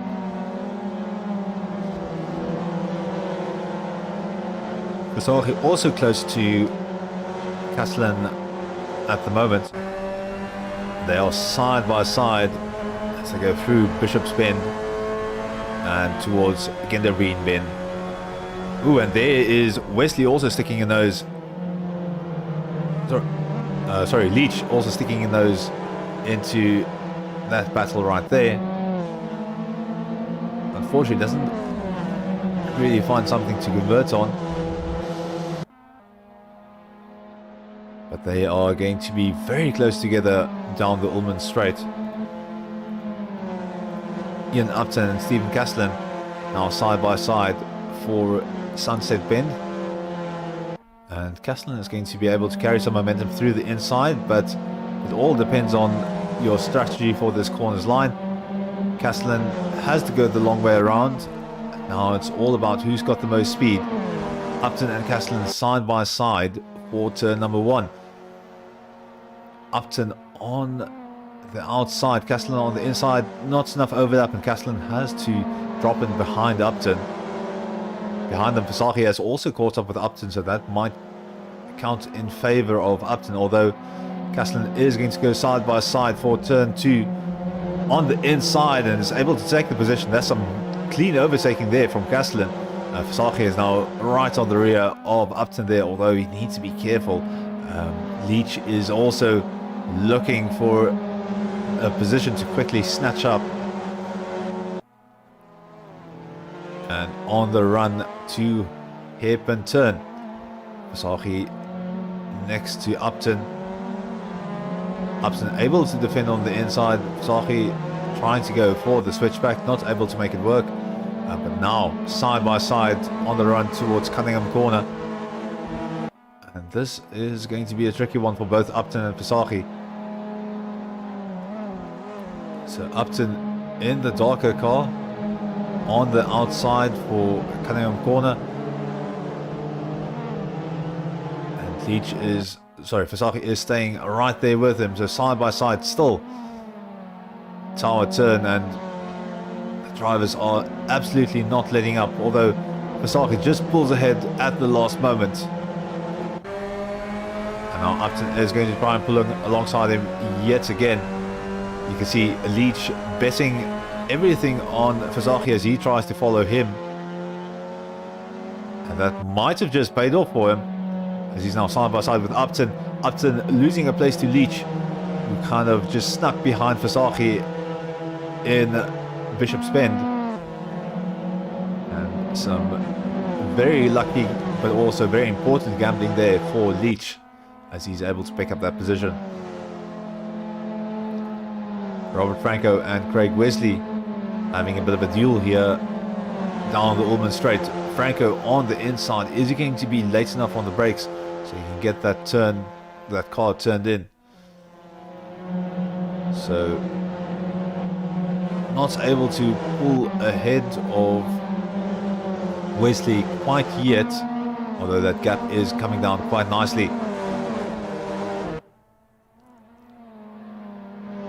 So now side by side, little bit of contact there from the drivers in front of them. I think that was Upton and Himan. Things heating up a little bit. Oh, and one of the drivers veering off into the grass there. That must have been oh, sorry, that was Franco, losing control of his car a little bit. Ooh, and contact between Himan and Upton. Upton is kind of stuck on the racing line. He backs out of the circuit, so fortunately no more incidents, but that was a bit of a tricky one there for Upton. Mitchell still stuck on the rear of Wesley here, so he's going to be fighting for it. On the run towards hairpin turn, and they're side by side. Mitchell on the outside, Wesley trying to outbrake him, and behind them they've got Franco and Crook. Still side by side, and Mitchell just able to pull ahead slightly. But some close fighting happening behind him as well. So Wesley now has to fend off Franco. He's going to try and pull alongside through Cunningham Corner, although thinks better of it. Out slightly. Mitchell still leading Wesley, Franco and Crook.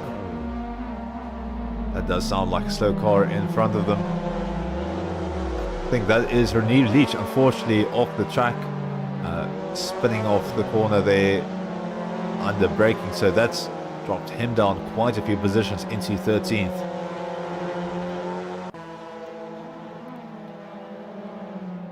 Mitchell ahead of Wesley, but not as far ahead as he would want to be. Meanwhile, Castellan has worked his way up into 4th position. Van Heeren now in his rear view mirror.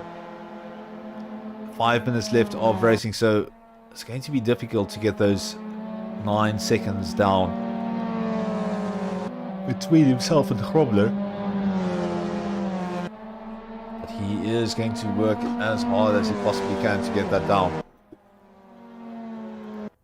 Franco and Crook in a bit of a duel here just behind Tommy Louis Moss. Crook able to get ahead of Franco. But Moss is kind of bringing them back together. So hard into turn number 1. Very, very close following distances for all of these drivers.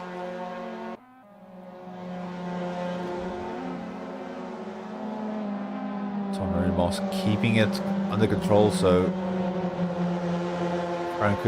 Crook needs to fight for it.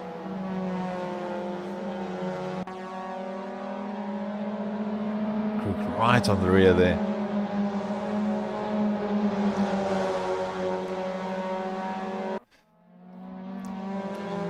Right, 4 minutes left of racing. It's extremely close here in the middle of the pack. So Moss, Crook and Franco all duking out. Crook looking for opportunity on the inside, not finding it. And he might get himself backed up into Franco. Meanwhile, up ahead, Van Heeren and Versaghi also tightly locked in a battle as they approach Tower Bend. Jumping ahead to Versaghi, and you can just see how close he is to Van Heeren. 3/10 between the two of them. So extremely, extremely close. Meanwhile, Tommy Louis Moss has 2 cars that really want to get into that 9th position, and he's doing a superb job of holding them off. Crook falling back slightly, and Franco is going to look at where he can get an opportunity to get past his opponent. Moss doing well to keep in front. Oh, there's contact between Crook and Franco. Just the slightest of touch as they go through the corner, and unfortunately that's taken them both off the track. So Heeman, Rost, Leach, Upton are all going to come on through. And mistake has benefited them greatly. Leach darting towards the inside of Michael Rust as they go into Sunset Bend, and Leach gets the overtake done quite nicely. He is running quite wide though. Going for the switchback is unfortunately lost the position back to Rust. So a bit of an error on his line through that corner. There's Mitchell into the 206s. He's absolutely flying at the moment. Ooh, and there's contact between Upton and Leach. Fortunately, not enough space for the 2 cars. And that does look like Upton is going to try and wait for Leach. Jumping back to Versaghi here. And the gap to Van Heeren in front of him opening up slightly. So he is going to have to work for it quite hard here. 1.5 minutes left. So it's going to come down to the wire. We'll have to keep an eye on Goos and see when he crosses that start-finish line. That will determine whether we've got 1 lap of racing left or 2, but maximum 2 laps of racing left. It can't come sooner for some of these drivers. Van Heeren doing his utmost best to keep it consistent and stay ahead of Versaghi right here on the screen. Meanwhile, it is starting to get a bit chaotic there in the back pack of the race. James Leach Jr. getting onto the Ullman straight now. Out in front, you can see Goos there. They've got 36 seconds. So definitely enough time to get to the start-finish line. And that is going to mean 2 more laps of racing. There's going to be quite the battle here for the end. Goos coming around the corner. 16 seconds. He should be able to clear the straight in that amount of time. 8 seconds and he's crossed the line. So 2 more laps of racing left here at Sebring with the MX5s. Vasagi is happy with it though. It is quite good news. He does have some time to hunt Van Heerden in front of him. Ooh, and that is very close to the wall under braking. He must have lost a bit of time there. So unfortunately, Vasagi kind of just veering a bit right under braking, and that's kind of shoved him into the wall. And once you get dragged along the wall like that, it just sucks your car in like a sucks your car in like a vacuum. And you can see him dropping back to almost a second behind Van Heerden in front of him. Moss is closing in on Wesley in front of him. Although he's fallen behind slightly now in the few moments that I took to swap over. So battle here for 8th position. Not too much happening as of yet. Probler kind of sneaking his way into 3rd position here, so he's done very well to stay on the podium. And he's close enough to Leach Jr. that if there's one small mistake, he's going to be able to pick it up. Behind him, Castellan doing a massive job to get back into 4th position. The battle between Van Heerden and Vasagi heating up quite a bit. And now they are running down towards Genderbreen Bend. 2/10 separating the two of them. And Vasagi is going to hope for a good draft and a good run here down the Ullman Straight. He's going to go for the switch around. They're going to be side by side down the Ullman Straight. Probler getting ahead of Leach Jr. That must have been a mistake from Leach. And Vasagi and Van Heerden not quite side by side anymore. So Van Heerden does carry a bit more speed there through the inside. That is going to force Vasagi to take the long route around. They're going to get very close to one another. Massive drift there from Vasagi.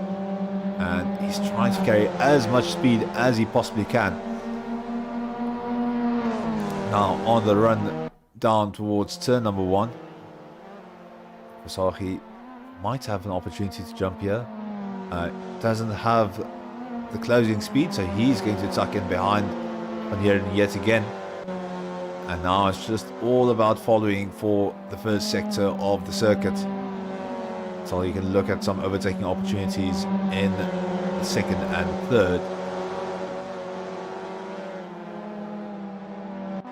This is going to be coming down to the wire. A bit of a mistake there from Van Heerden.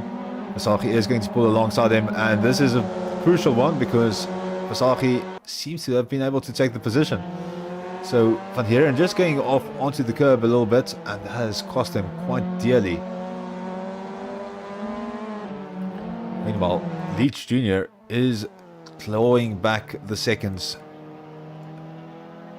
that he gave to Peter Grobler. Peter is going to do his utmost best to defend that position.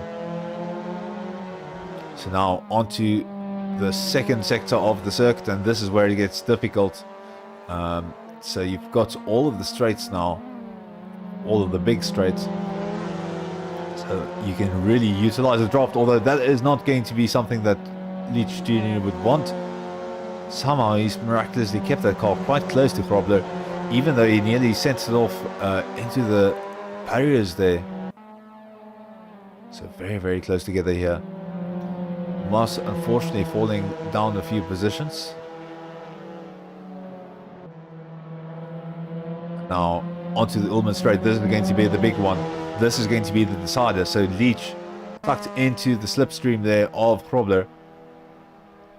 And he is going to pull out alongside.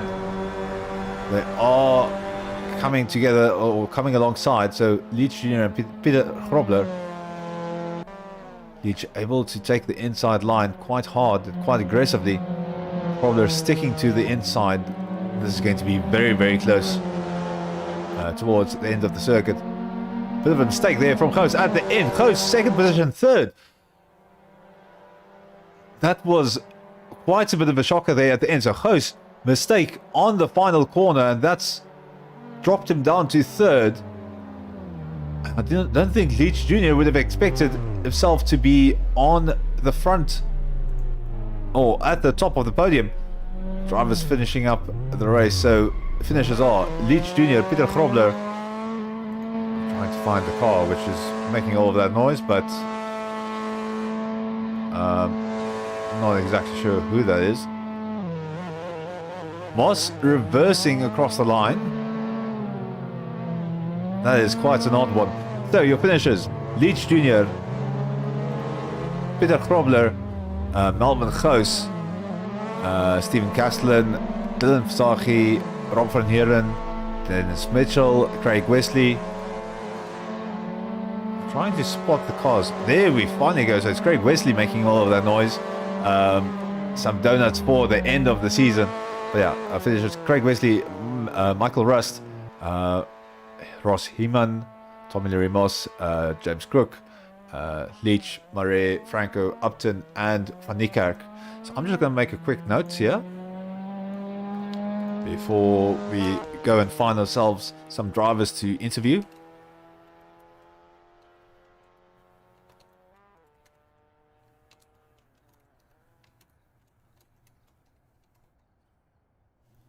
And what an end to the season. I'll be back with you shortly.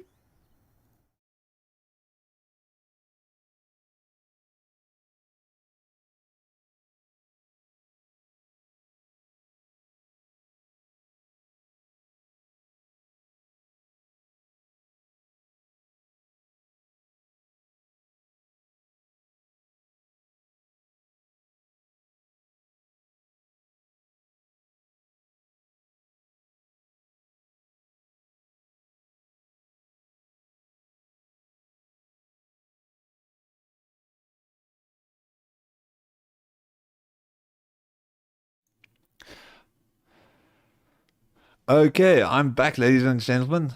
This time the sound is working, so I apologize for last time that you were kind of steeped in silence. But that was quite the epic conclusion to the series. That was a bit of a shocker there at the end for Melvin Goos. Unfortunately, losing us on the last corner. Bit of heartbreak there. Still waiting for some drivers to join us in the interview room. But in the meantime, a quick look at the YouTube chat, and it looks like you guys are still trying to process it. I finally got some drivers there in the interview waiting room waiting for me, so I'm going to pull them in one at a time.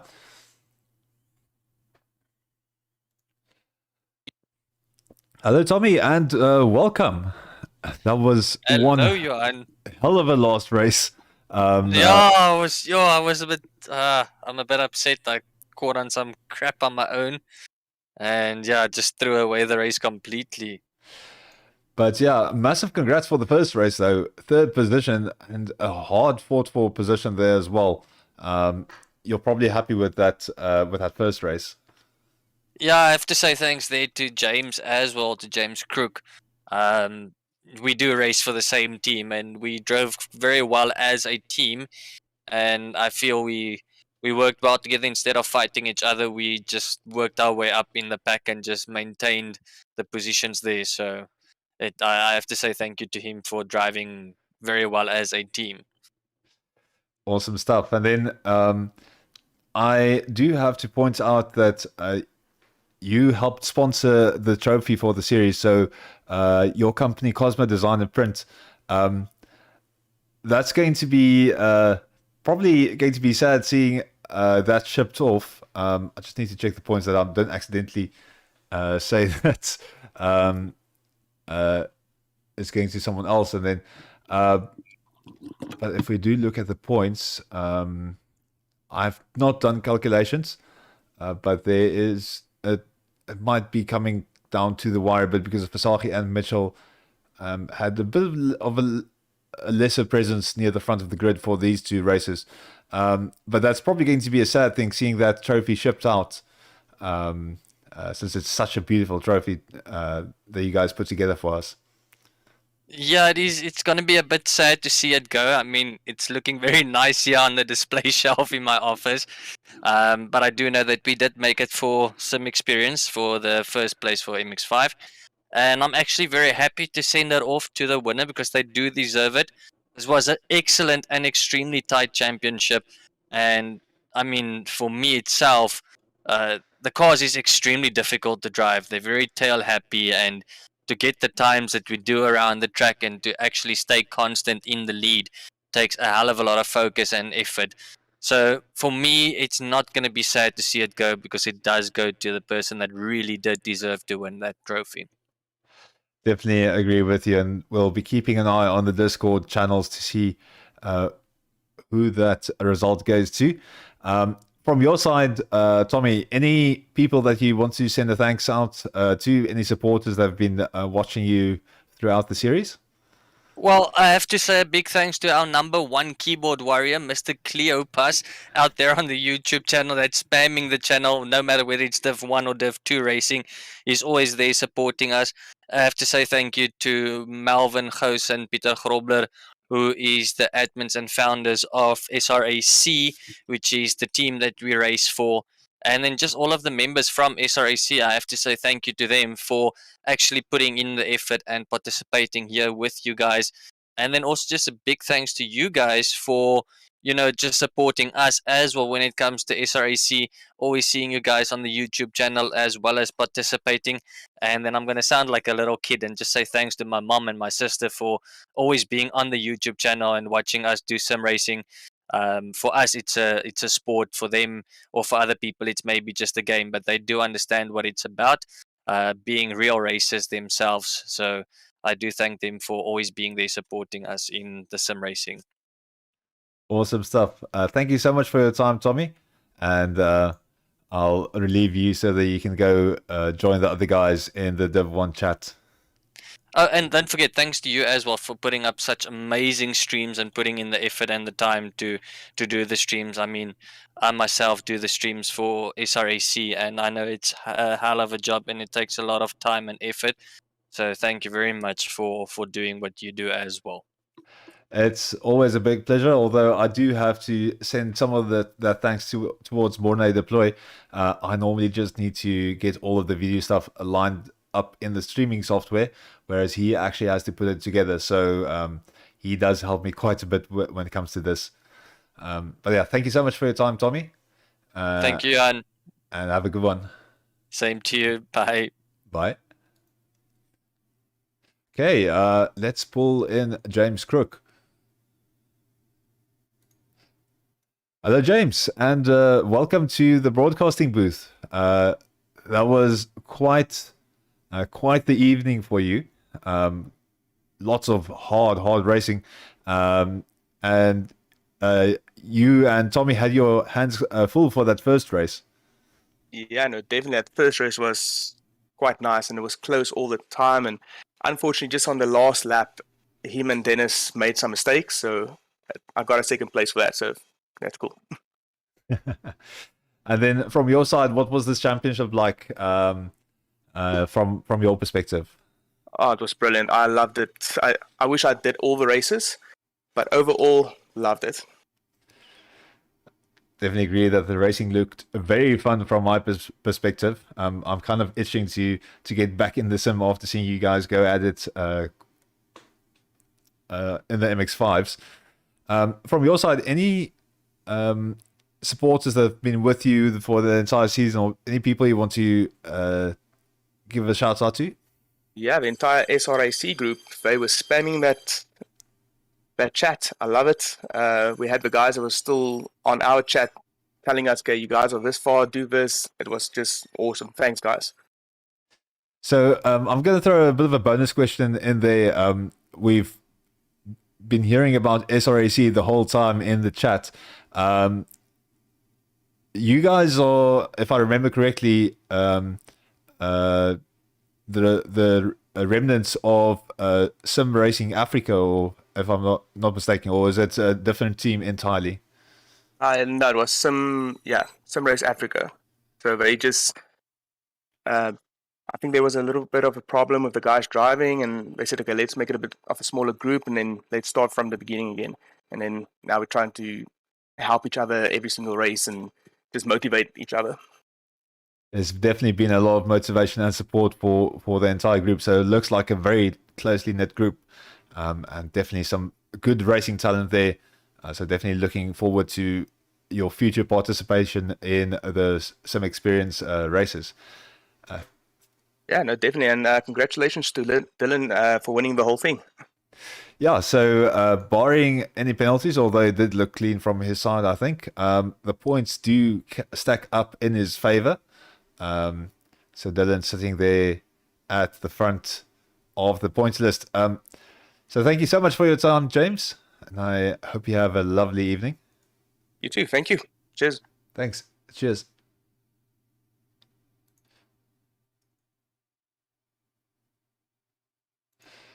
All right, and welcome, Mr. Fasagi. And Yes, Sean.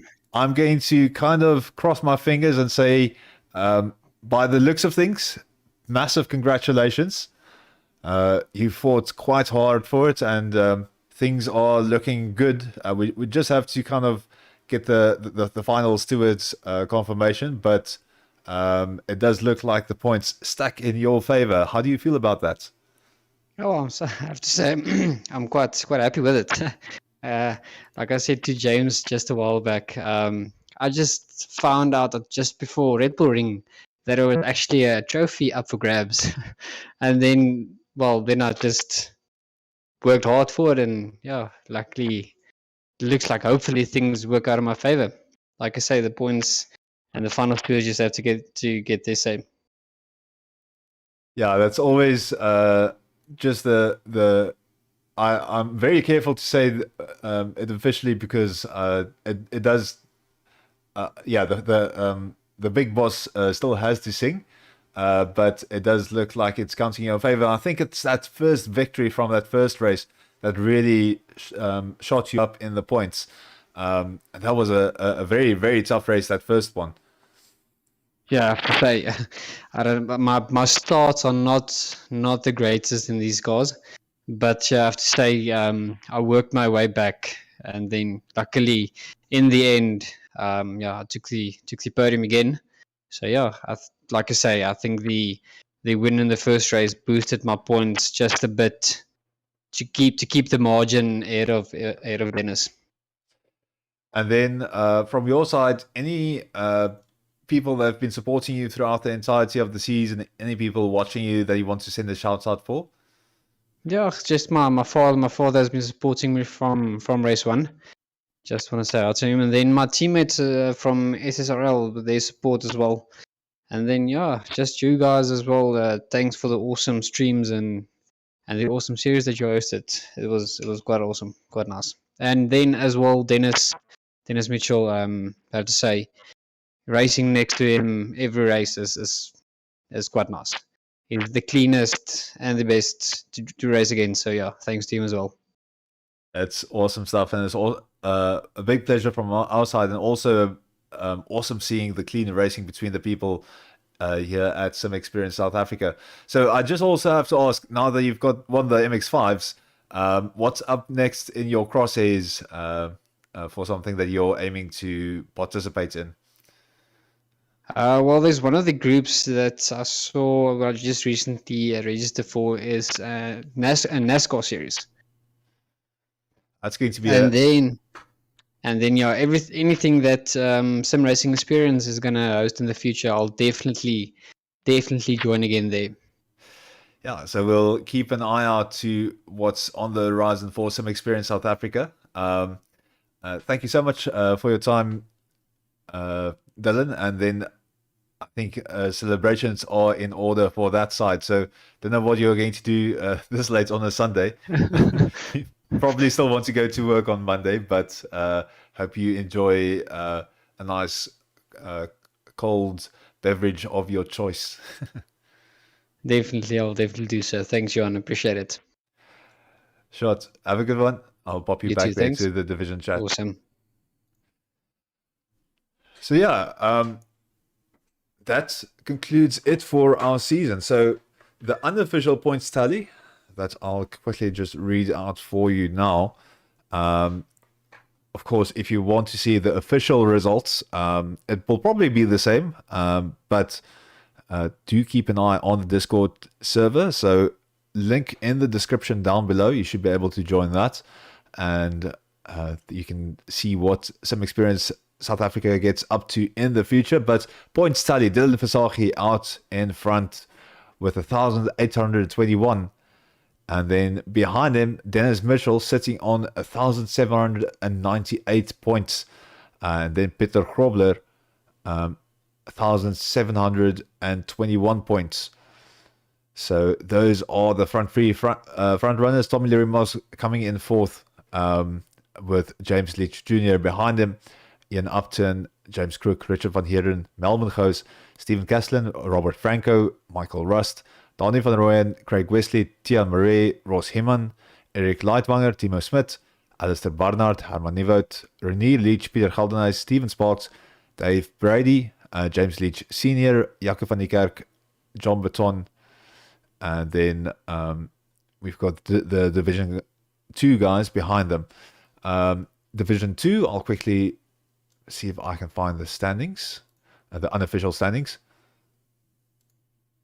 So, unofficial for Div 2 is going to be Gijsbert Atinagel. He's got bragging rights there in first position. 934 points. Sean Johnson behind him. 930 points. So, neck and neck for the two of them. Sean Willefee in third position. 883 points. And then Rian van der Westhuizen, Marius van Wyk, Keen Gous, Dani Stander, Hilke Wieringa, Andre Hildebrand, Gavi Gous, James Leach Sr., Willem Steyn, Matt Williams, Michael Rust, Renier Leach, James Leach Jr., Mornay Deploy, Jaco van die Kerk, Pieter Geldenhuis, Dave Brady, Richard van Heeren, Nico Smit, Gavin Botha, Ross Heman, and Herman Nieuwoud.